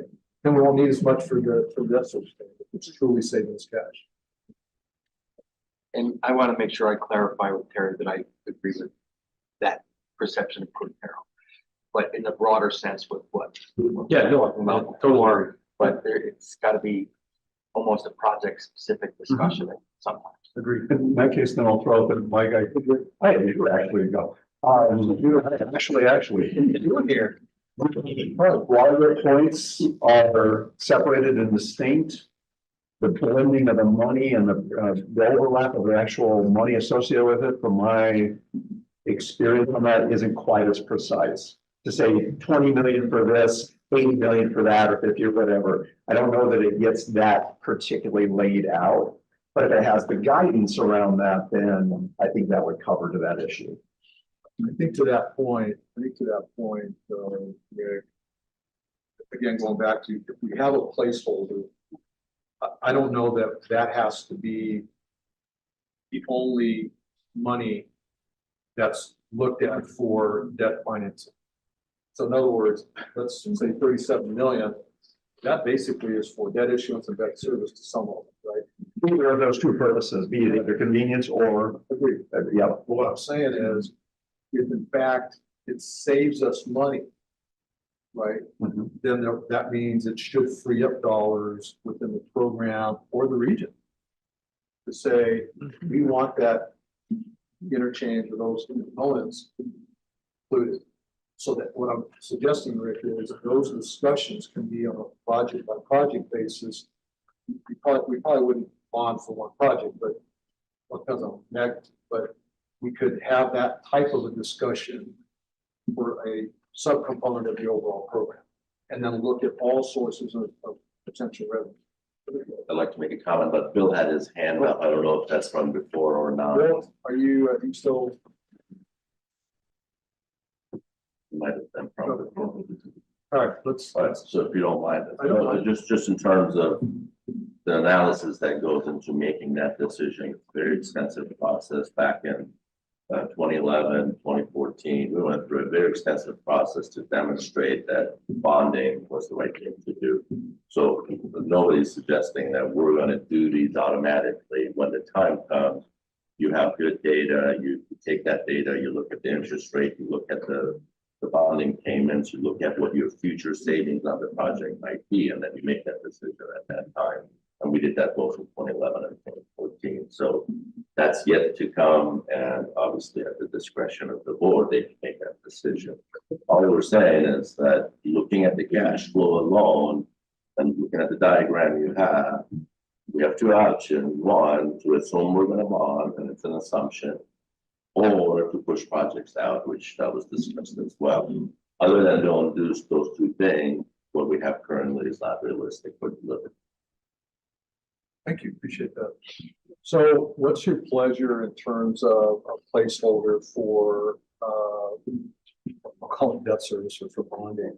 We have, the TMC modified plan, I believe, had 37 million in it, which is on the left here. We understand what that means and what that looks like. Is there any appetite for going down the path of leaving it the way we had originally thought, with the expectation that it is a placeholder, and two, as Farhad outlined, the analysis that would occur when the program is ready to have that discussion. Thoughts on that? If you don't mind, go to the 77 option as well, just so they can see the difference. As I say, I'm more comfortable going with the balanced budget. Or the 100 billion. Okay. Other thoughts? Yeah. Especially if we're going to look at, under promising delivery, I'd be kind of curious to see if the 77 million covers. It's a lot closer to the finish line than what Just from the graphic, assuming the schedule is the same, which is the given on these, they're all, the schedule's all the same. The 77 million obviously gives us less negative cash flow, which means we would have to defer less projects than 37 million. Other thoughts or comments? I would like to see less. I'd like to see 37 million as a placeholder, because I have confidence that we'll have a conversation about what that looks like going forward.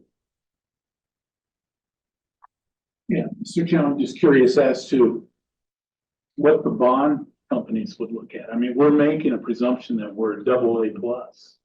And if we go with a smaller reserve debt service, is that impacting how they evaluate it? I respond to that. We meet with them every time that we go through the rating process. And every time we met with someone that had this conversation, it says that having that $100 million set aside as a reserve is part of their assessment when they look at the assessment on being bond worthy or debt worthy. If you have a set aside reserve policy and a dollar amount, that's a good sign to them. So I would also suggest meeting with the rating agency, but our rating that reflects that. It's a function of how much you want. It's not a function of what you have. So depending on what you're actually asking the loan, how much of the loan is, it's a function of what you're needing individually. But yeah, the more you've got, the better. But if we go to a lesser amount, it means that we're going to be borrowing less. Then the rating agencies will look at the reserve in the context of that ask. Mr. Chairman, what's our debt service expenditure to date on RTA 1? Currently we had the 2011 bond and then the 2014, and we're projecting $75 million to finish those two.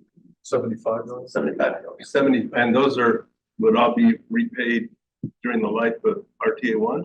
Correct. They don't go beyond the revenue projection estimate, so they will be paid out. But 75 is a projection for the interest payment. Let's go Sam and then we go Sam. Yeah, thank you, Mr. Chair. I think before I would weigh in on an amount, I'd really like to understand better how we could potentially cash flow the plan. I mean, I think the way that it was presented to us today is that we absolutely have to have $100 million of bonding capacity to complete the program. But yet the conversation has been, well, do we actually need that 100 million? What I'm hearing is, yes, we do, based on the way the projects are currently scheduled. So, I have a little bit of concern about setting aside 100 million for contingency, 100 million for debt service. That's $200 million in the plan. And just a quick reminder, when we presented our City of Tucson plan several months ago, there was $200 million set aside for pavement rehabilitation for the region. So that could buy us a lot of pavement fees. Just potentially setting those two aside makes me nervous. So I'd like to see a balanced cash flow plan before I would agree on the dollar. Sam, when you say balanced, are you talking a pay as you go? Like, is that without playing this program without bonding? I think, the comment earlier with regard to what we spent so far, keep in mind, that's also with PAG sweeping helping. So that, so we're trending, we're probably trending at over 100 million in the current. I think it's even greater than that. And just to add to Sam's question, we did run the model without any bonding. In reality, you're looking at 10 years beyond the life of the plan to be able to cash flow projects. So we're going to put a 20-year plan out there, but we won't be able to pay for it until all the cash comes in, and then you can pay it out after that. So pay as you go won't happen in 20 years. It's just not a realistic scenario. And we can run it, we can show you that, but you have to push projects 10 years out. I would like to see that. I wouldn't disagree with that, by the way. I mean, obviously, when you're generating cash, you're not going to have money in the bank until the last year. But I can't wait 10 years. Well, it's 10 years out because of capacity, which we had another question. How much is the capacity for expenditure? And we're saying, yes, you can have all the cash at the end of the 20 years. You can deliver them in 2 years. It takes 10 years to burn that money. Wait a minute. Capacity of burning and delivering projects, it'll take 10 years to deliver those projects once you have the cash in the bank. Now I'm disagreeing with you. I'm actually. But wait a minute, listen to what you just said. Yeah. I understand. I mean, we're going through that, we go through that every day. But the plan assumes the capacity is there in the first 10 years, right? I mean, and that's not just the additional capacity of bonding, but that's also all the everything else. So it's kind of like the baseline makes no sense to me that you can't deliver within. And I'm not suggesting you could deliver within 20 years. That's unrealistic, right? But additional 10 years seems excessive in terms of delivery. So let me rephrase it. So when you look at it, when you look at the expenditure side, we're making an assumption that there is a capacity for delivery, and that amount would be about $100 million a year. We don't, as a region, we don't have the capacity to burn more than $100 million a year. So if you wait until the revenue, the cash flow is built up, let's say you have $1 billion built up, it takes 10 years to burn that $1 billion. That's where that's coming from. So you pay as you go, you burn what you can until you have a build up reserve, and that's why it takes so long to burn it. Now, if you can all burn $1 billion in 1 year, more power to you. We have 1 billion in the bank and you want to burn it in 1 year, yes, that's doable. I'm gonna push back. I won't go later the point, but I think what you're saying, makes sense, assuming that we wait for $1 billion to get into the bank and then we burn it. Well, that's paid as you go. Well, not necessarily. It's pay as you go. So as revenue comes in, if it's 100 million a year, 150 million a year, that's what the expectation is. We start spending in the second or even third year, which means if you do the math, you're adding maybe 2, maybe 3 years to the program, not 10. We'll show you the model again. Like It's just a simple model. We're assuming you're going to spend so much in the first 20 years until the cash builds up, and then it's going to take time to burn the rest.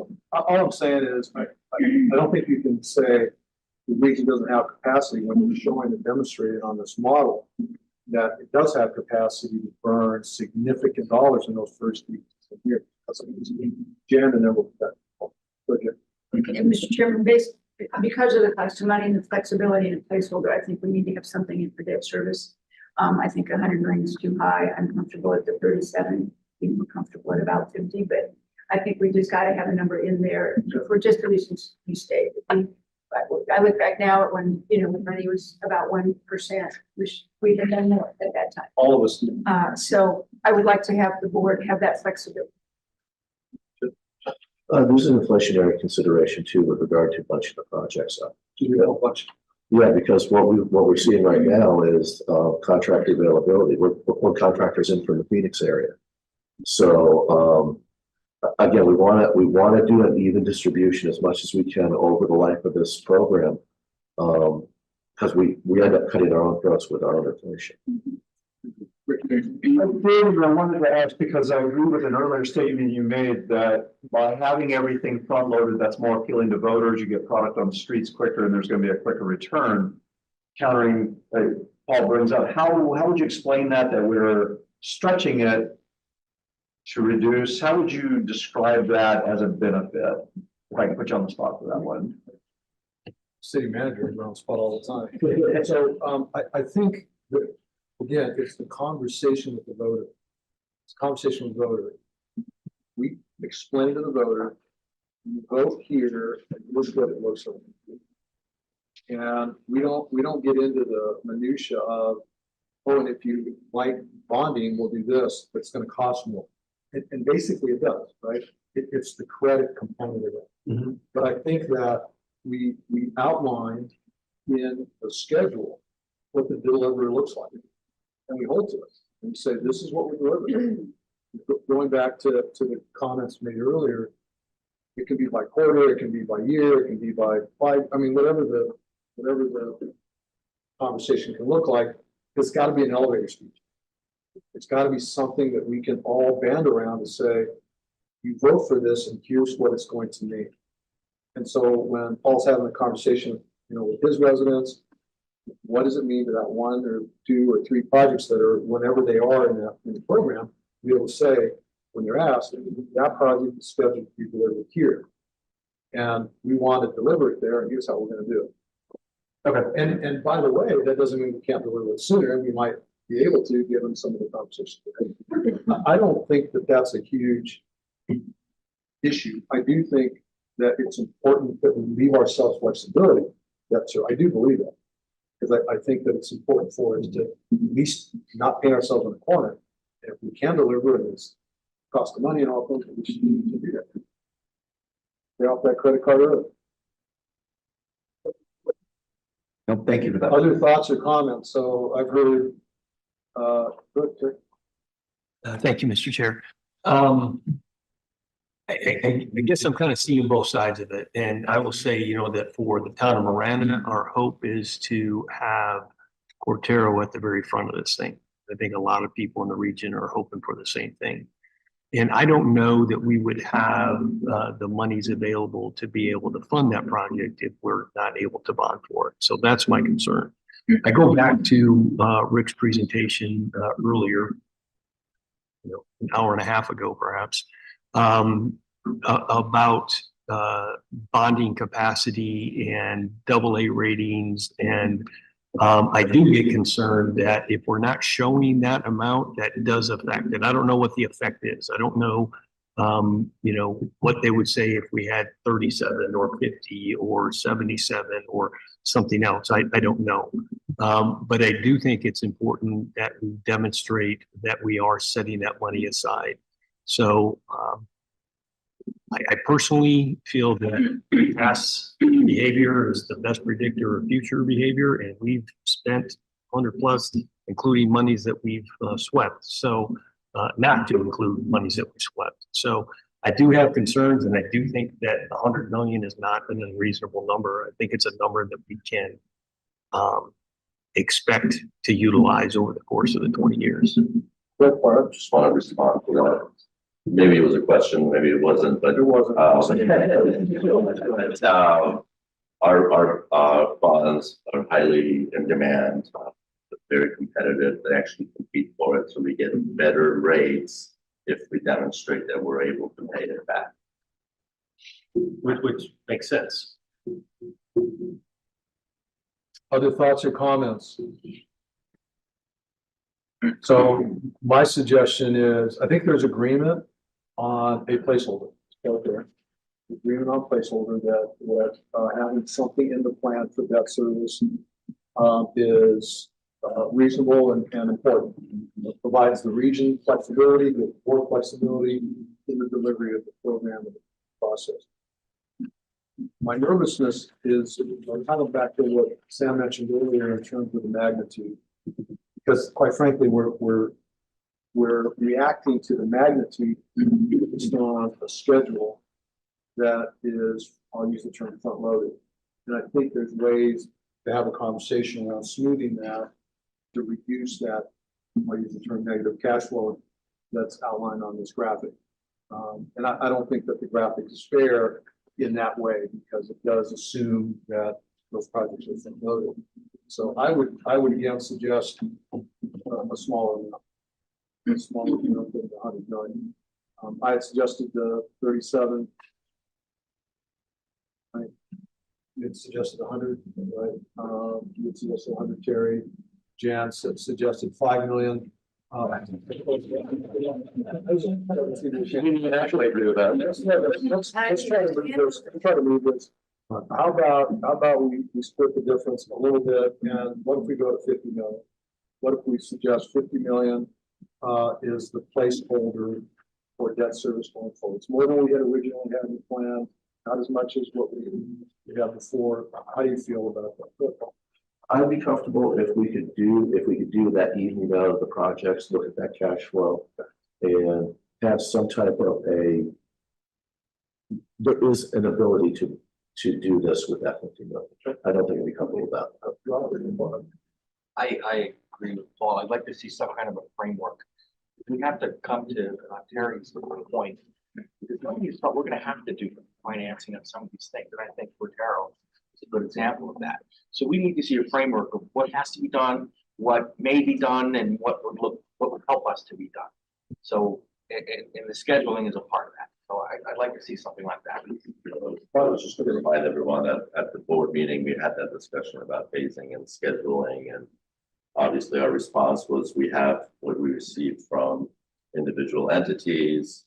Of course, I want to take this opportunity, going back to Paul's comment, that by all means, if you can push projects out, please do let us know, and we can run various models.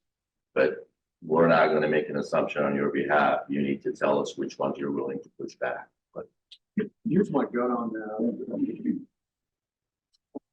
I have a sneaky suspicion that the best way to approach that would be for us as a group to really look hard, because I don't know that anyone would push back on saying Otero needs to be in the earlier part of the program, and have a conversation around that versus putting PAG or RTA staff in a place where we're saying me, and then all these projects are right out of the chute. Probably not fair to have that expectation that they would have to go through that.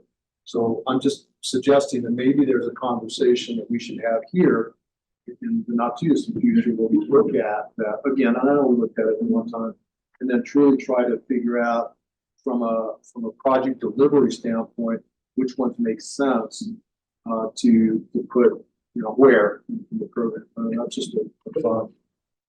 Yeah, and then. I think we do have a lot of homework to do, but for, as you said a few moments ago, Michael, for purposes of discussion today and placeholder holders, I would with the 50 million. Okay. To put in debt service. Thank you, Jim. No, to your point, Mr. Chairman, I think if we get into this situation, there's gonna be a lot of jockeying going as to, prioritization on the projects. So you're looking at this group maybe being a decision maker on prioritizing what really makes a lot of common sense to get these projects delivered. I'm absolutely for having this conversation amongst this body, but I think PAG as our metropolitan planning organization, that's part of, they're less centric on each individual jurisdiction and they're looking at the entire region. It would be, I'd like to see their opinion on this. Yeah, the price marks, I'll put you in front. So I would really need a recommendation if that's what you're asking. I just want to talk about this is a spreading out of those projects and the planning of this, what's the overall regional picture that's dictated by a jurisdiction? In terms of delivery, yes. So, Jerry, are you okay with 50 or you still push your part on 100? I still feel that 100 is. You want to take a formal vote on that then, so that we can, because I don't want to say consensus, we've got some votes that are not in there. It's not fair. So why don't we do that? So, Mr. Chair, I heard, the executive director say that 100 million was their recommendation, and previously it was based around what RTA 1 was. It was more, it was at the $77 million amount. And so the 100 million is because of this analysis that's shown here where the cash flow goes negative. Is that correct? There's a revision being made to what was previously recommended? No, our recommendation was always $100 million. The CAC came back with 77. So we're comparing CAC's recommendation with TNC's recommendation and then going back to what would create a situation that you don't have a deficit. Okay. And 100 million, that's the number. Okay, thank you for that clarification. I think a point, Mr. Chair, you made earlier was that if we can minimize what the period of negative cash flow is, then we can have that as a starting point for trying to adjust the schedule on delivery of the project. So I'm hearing still a desire for 100 million.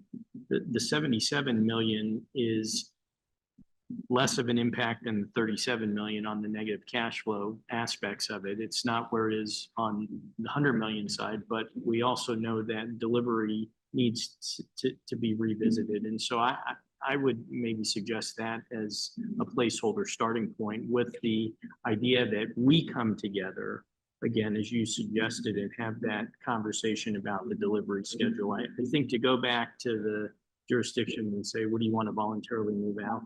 We may not see enough movement to get there. So I think 77 million as a placeholder with a commitment by this committee to then look at project scheduling to eliminate that negative cash flow. And if we can overshoot and get to a better position, then maybe we can walk back off of that 77. Just my suggestion. Just a clarification on the motion, or if the motion comes up. There's none on the floor. But when that, I'll entertain it. if and when a motion comes up, if there can be some clarification that this is purely a placeholder based upon the reevaluation of the project timing, that might be more palatable because, I mean, as it stands right now, I'm for the 100 million. But if we can make the math work, make the model work for something less than, I'm supportive of that too, but just not on a vote that's just an absolute, just a placeholder without some type of caveat to it. Got it. I think the intent here is to put a placeholder, for lack of a better term, into the conversation so that we can move on, come back and revisit that at a future time. But we probably need to give some direction on the amount. So then when we do have conversation about potential excess revenue in that's already say decided as a cap, and we can have conversation going forward. I still maintain that 50 would be reasonable as a placeholder with everything that Carmine and Paul said in terms of revisiting it down the road. I think it's fine, and I don't have any problems about that. But I do think that it will require a review of the cash flow, which is project schedule probably before we get farther down the path. I'm just nervous about having that much money set aside. So if it's just, yes. Thank you, Mr. Chair. So if it's just a placeholder, why does it matter whether it's 50 million or 100? In my opinion, because I think as we're talking through potential excess revenue, that will be important. I think that'll be important going forward. Yeah, Bill. Who's gonna offer a motion? I would entertain a motion. I think you know where most folks are, but I would entertain a motion. Mr. Wilson, I would move that we recommend an inclusion of a minimum of $50 million in debt service. Second. The second. By John, thank you. Is there further discussion on that? Point of clarification, placeholder, you did say, right? Placeholder, which I think gives opportunity for us to have more conversation going forward. And who knows, if we're rolling and go, want to finance more, we should have that. Further discussion on that. So the motion is for a $50 million placeholder. Further discussion on that. Hearing none, I'll call for the question. All in favor, signify by saying aye. Aye. Aye. Aye. Opposed? Aye. Who was the no? Paul and Terry? Terry. Paul, Terry. Terry Rogan. Paul, Terry. I thought I heard wrong. Was there anybody else other than Paul and Terry that voted against this motion? Just for the minutes? Okay, so Paul and Terry, the only two opposed. Right. Got it. Thank you. Okay, thank you. Let's move on to, do we need a break? Do we need a break? 5 minutes. 5 minute break. All right, clock's ticking. 5 minutes. 5 minutes.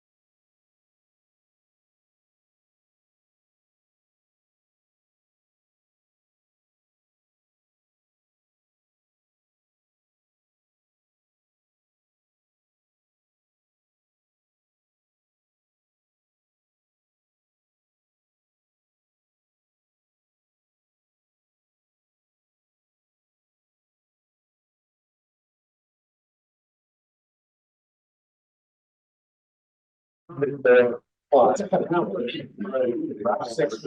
be okay if we can have everybody come back at some point? No, hear from my job. And to, if I had a gavel, I got lay on it. Ran off. Yeah, I need a third word.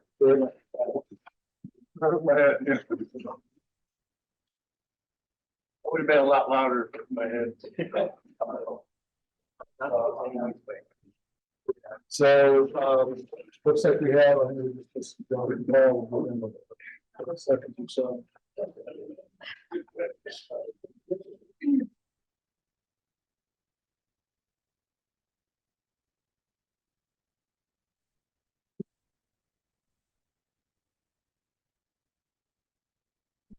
So I'd like to just go out, I'll go on, we start the next topic.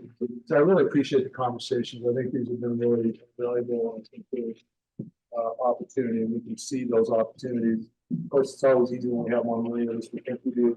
But really, I do think it shows the spirit of cooperation. And I think that value when we have as we evolve possibly in the point.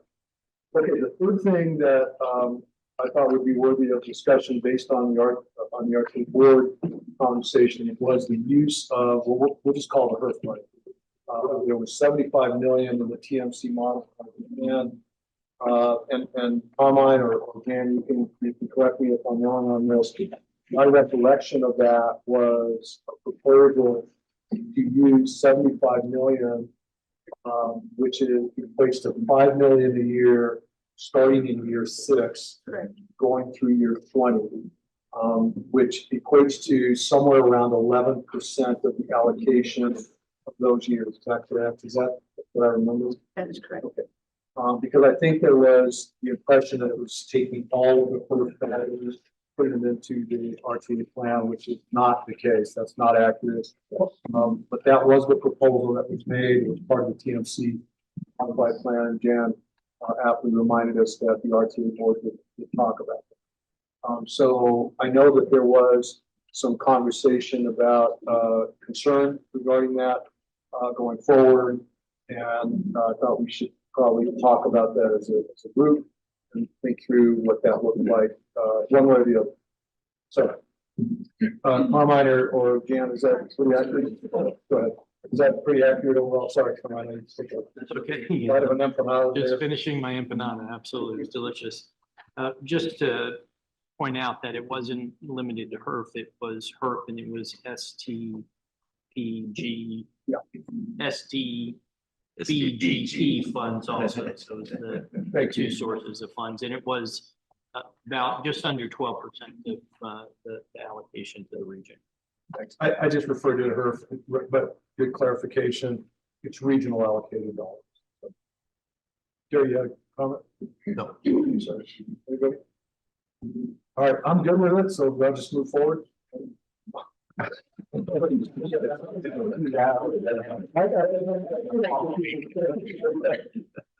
So here's a thought on that, and remember, at least when we started this conversation years ago now, we are constrained by the dollars in the plan, and quite frankly, the needs far outweigh, for all of us, far outweigh the dollars that are coming in from a potential sales tax.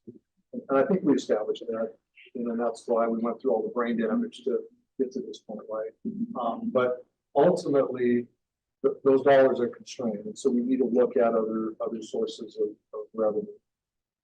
The reason that I was supportive of that is because I do think that it is a good use of regional money to address some of the needs that we have as a region.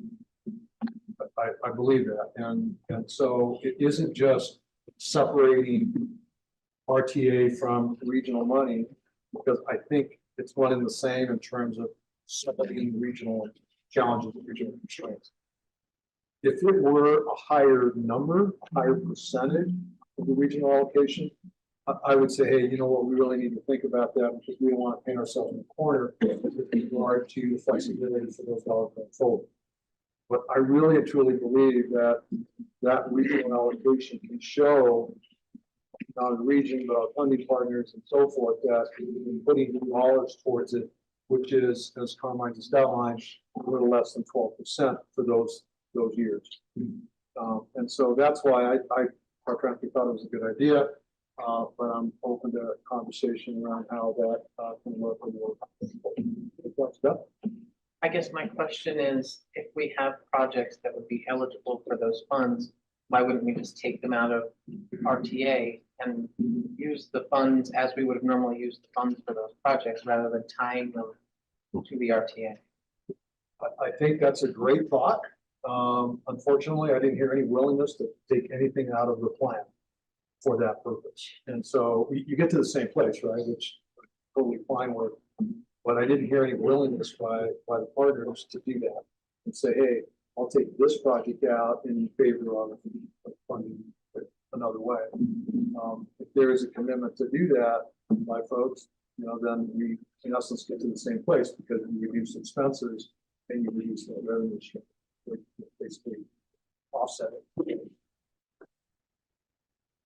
But Sam and then Paul. Thanks, Mr. Chair. To piggyback on Beth's comment, I think the other side of that coin is demonstrating to the voters what we're going to do, what we're going to complete in the plan. And so when you take those projects out, you're right, we get to the same place, but it doesn't tell the same story to the voter. So the way I view the 75 million is that we as a region have some skin in the game.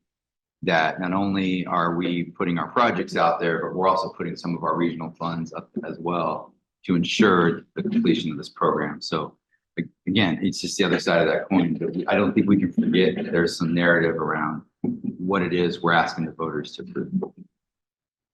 Good point. Liz? Yes, I think this complements the conversation around the debt service.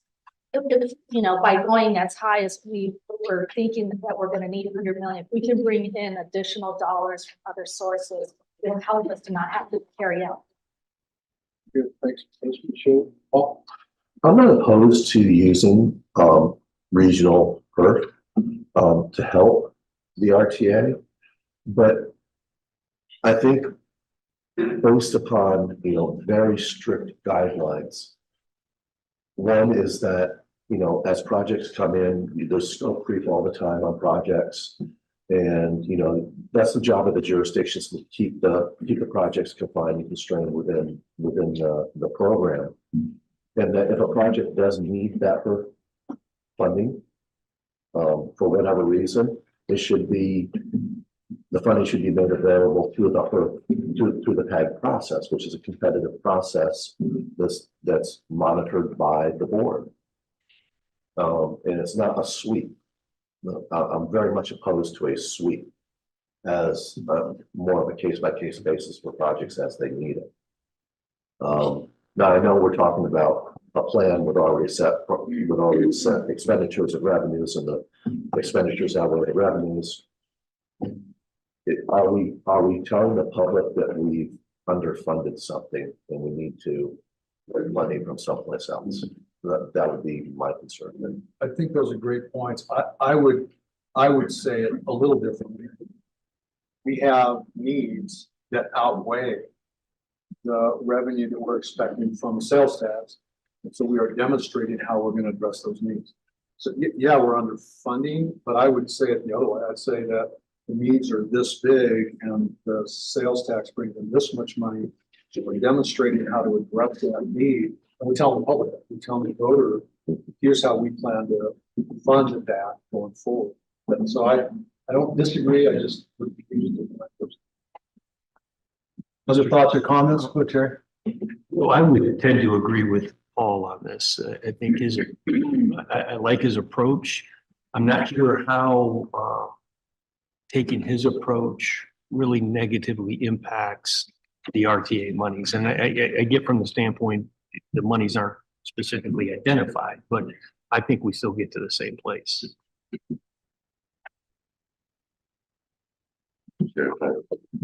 I may add to that. Obviously, this was discussed extensively at the board level, and I had follow-up questions from some of the board members, and And in that context, the question was, well, what's the difference between RMAP and RTA?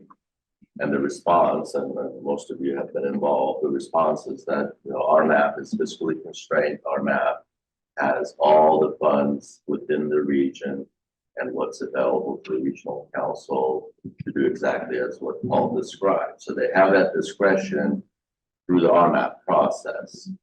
RTA is very specific for a dedicated funding source, and keeping RMAP separate was really, I think, the direction that at least some of the folks that had concerns was, well, let's use RMAP for that purpose.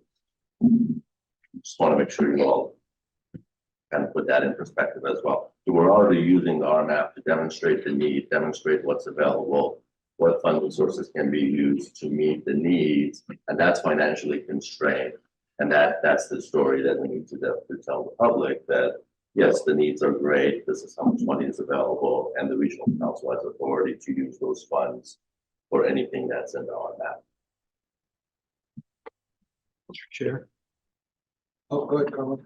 So one of the other things to point out is that those funds were applied only to active transportation and safety projects. And throughout the discussion of putting together the project list, we've recognized that there is not adequate geographic coverage on the projects that were selected. And we had, a number of groups come in front of various of these bodies, CAC, TMC, the RTA board representing Green Valley interests, saying that, they didn't see themselves in this plan. And there were projects identified by the county that were inserted into that safety and active transportation category that we thought responded to that request to have improvements in that area. So I just make that point as well, that at least on two projects, Camino de la Canoa and then White House Canyon Road, those were a result of the realization that there is currently nothing in the plan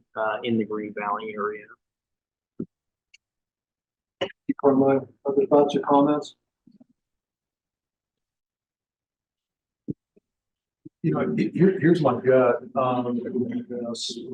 It seems like the conversation,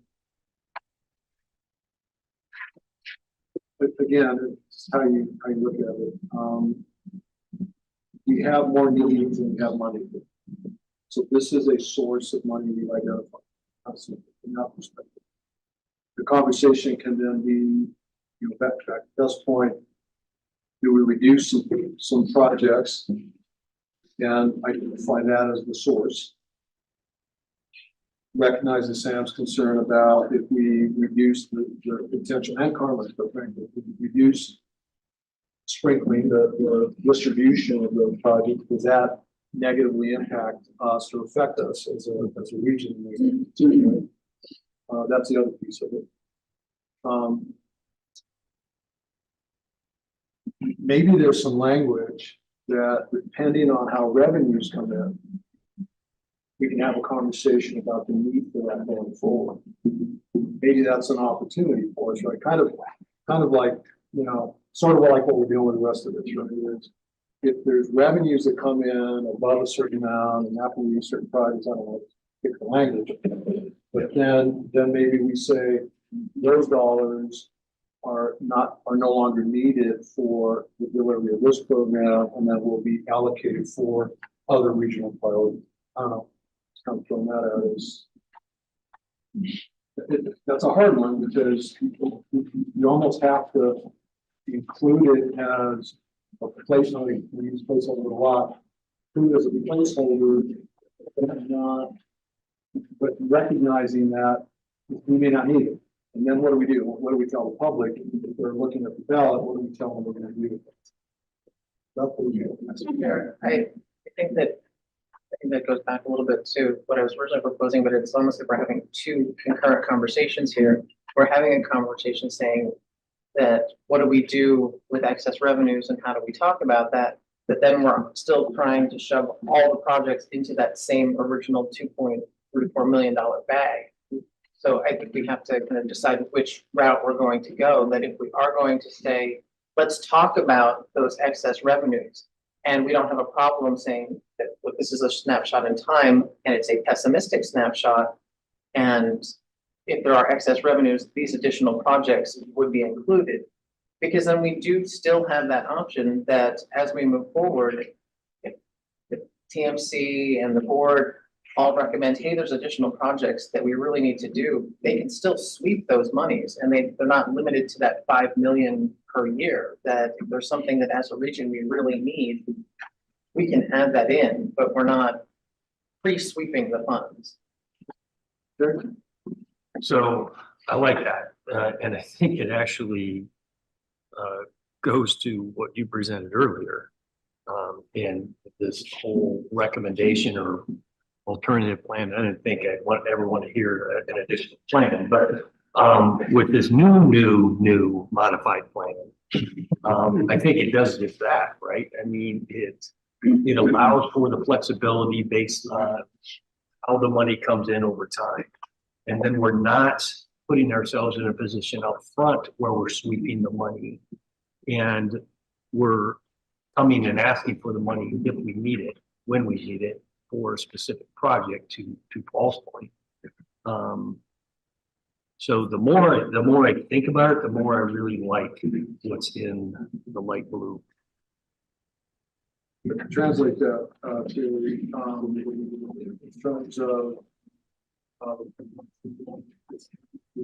take out the stuff that you suggested, take out the 75 million as a revenue stream, replacing it, or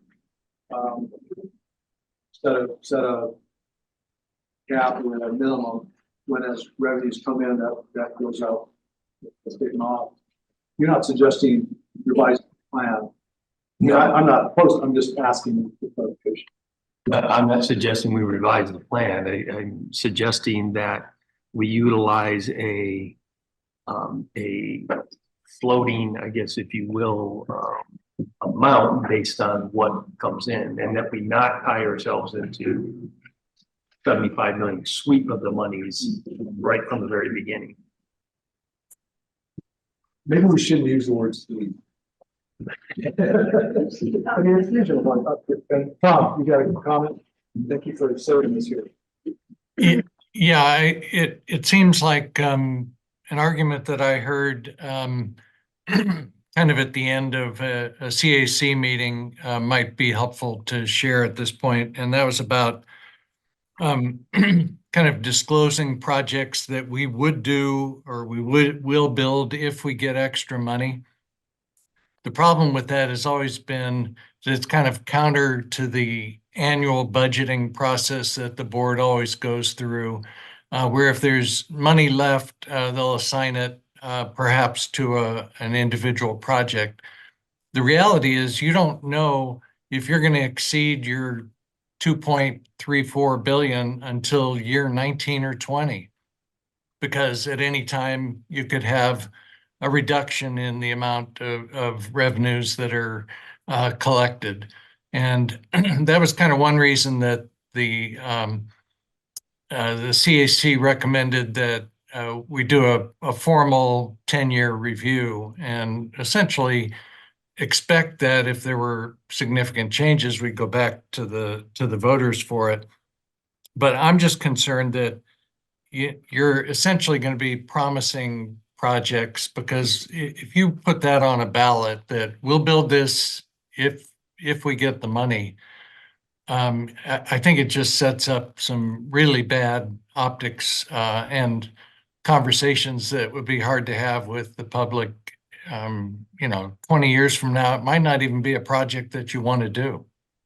So anyway, that was kind of the conversation that we'd had at the CAC, and as a result, really tried to stick to a fiscally constrained,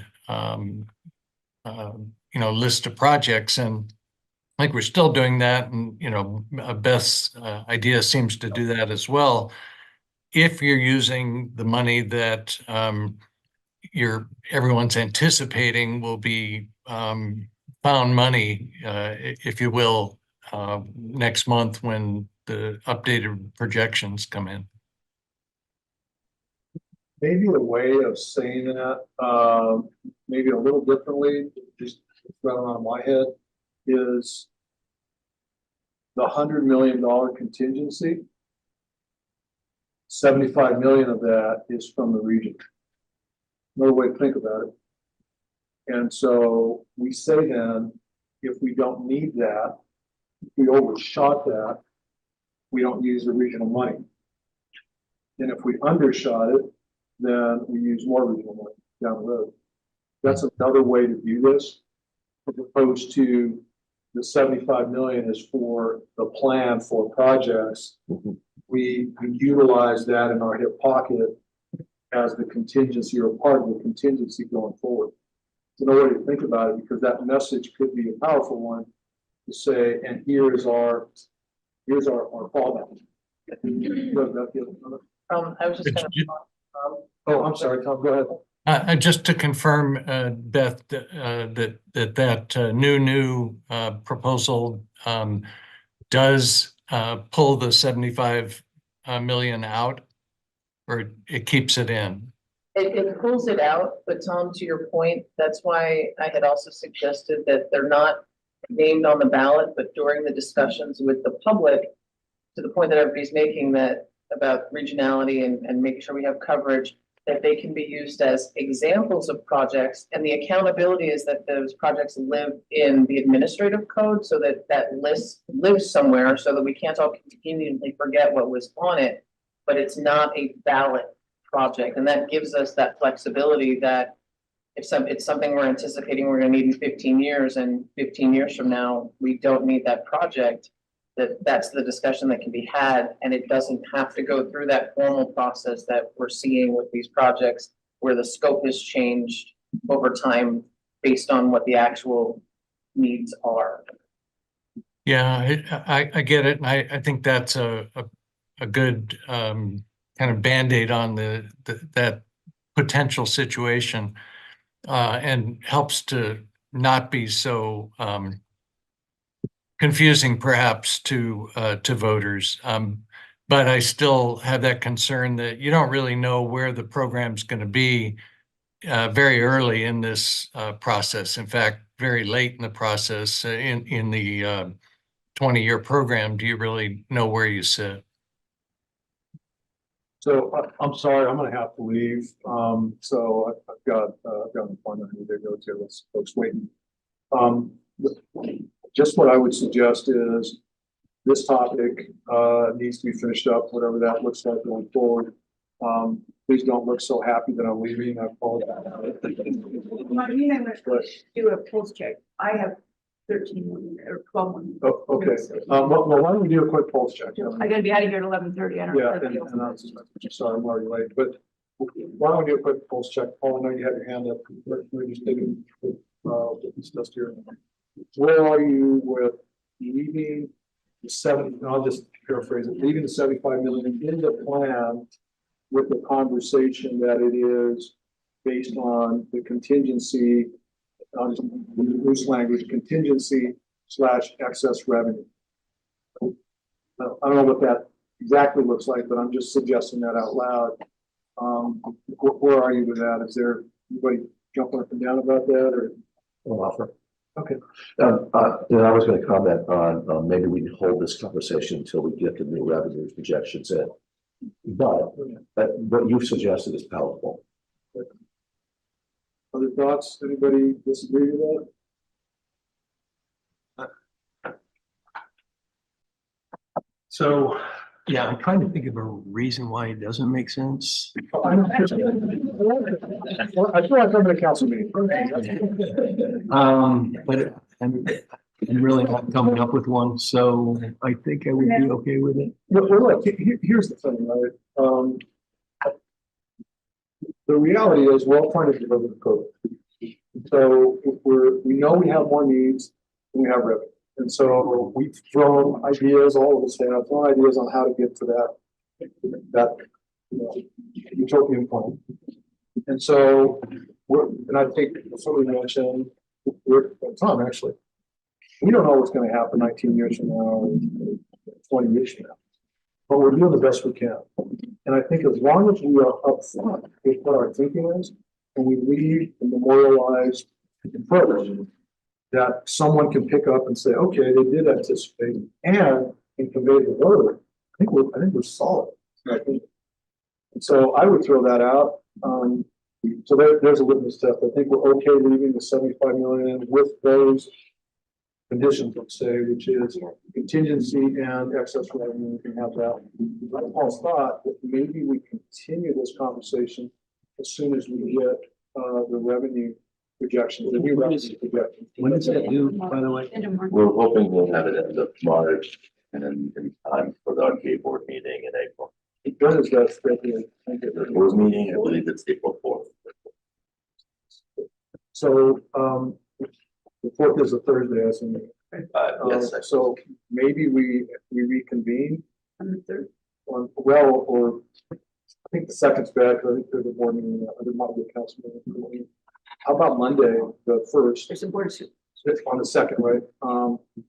How about we reconvene, assuming we can get those numbers, we reconvene on the 1st, and we'll, blow some time doing that. I think there could be value, and then we can do two things. One, finish the conversation to some level about where the revenue and what that looks like, but also at that time have enough time to digest Beth's proposal, and then we can come back. Beth, go ahead. I would ask for one more thing from PAG for that meeting, is we talked about that, the projection for the delivery.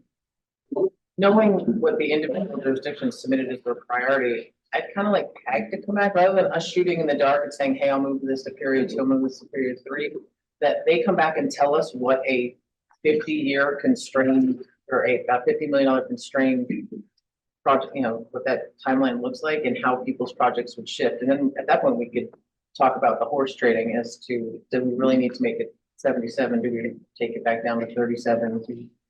That they tell us what it looks like, and then we can object and figure out what we need based on our objections. So for the next meeting, I hear three things, right? The revenue piece, which is, what does that mean to the plan? How does that potentially change the chemistry of that?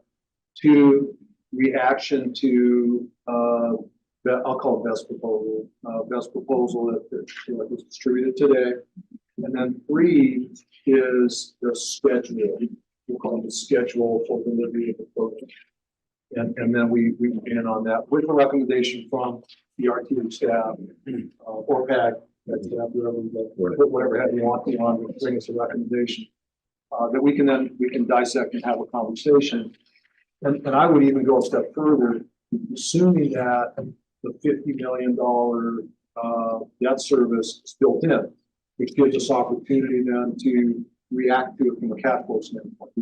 What does $50 million debt service look like in terms of the schedule from what we showed today? Does that make sense to everybody? I'm sorry, but I got to run. Don't forget your board. Yeah, we can. And you, thank you. All right. I'm actually sad that you're leaving. Well, that hurt me. Reflection on the vice chair. I'll just pick up all the equipment and bring it back to the city. If I may respond to Beth's comment there, so obviously we can do that, we'd be happy to do that.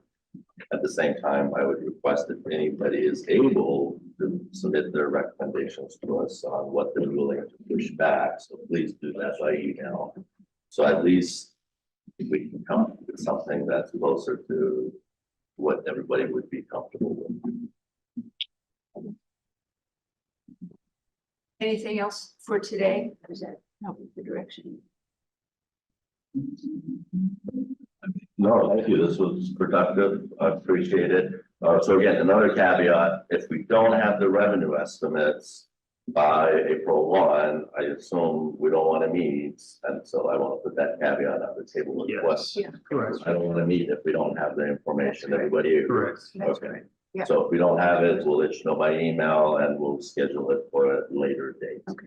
I just want to be sure. Is there anyone online? I'm just saying, Bill or Tom or anybody, if anybody got a hand up and I'm not seeing it as we wrap up. It doesn't look that way. Thank you. I'm good. Thank you. Anything else for this, for the good of the order? Thank you all. Thank you. My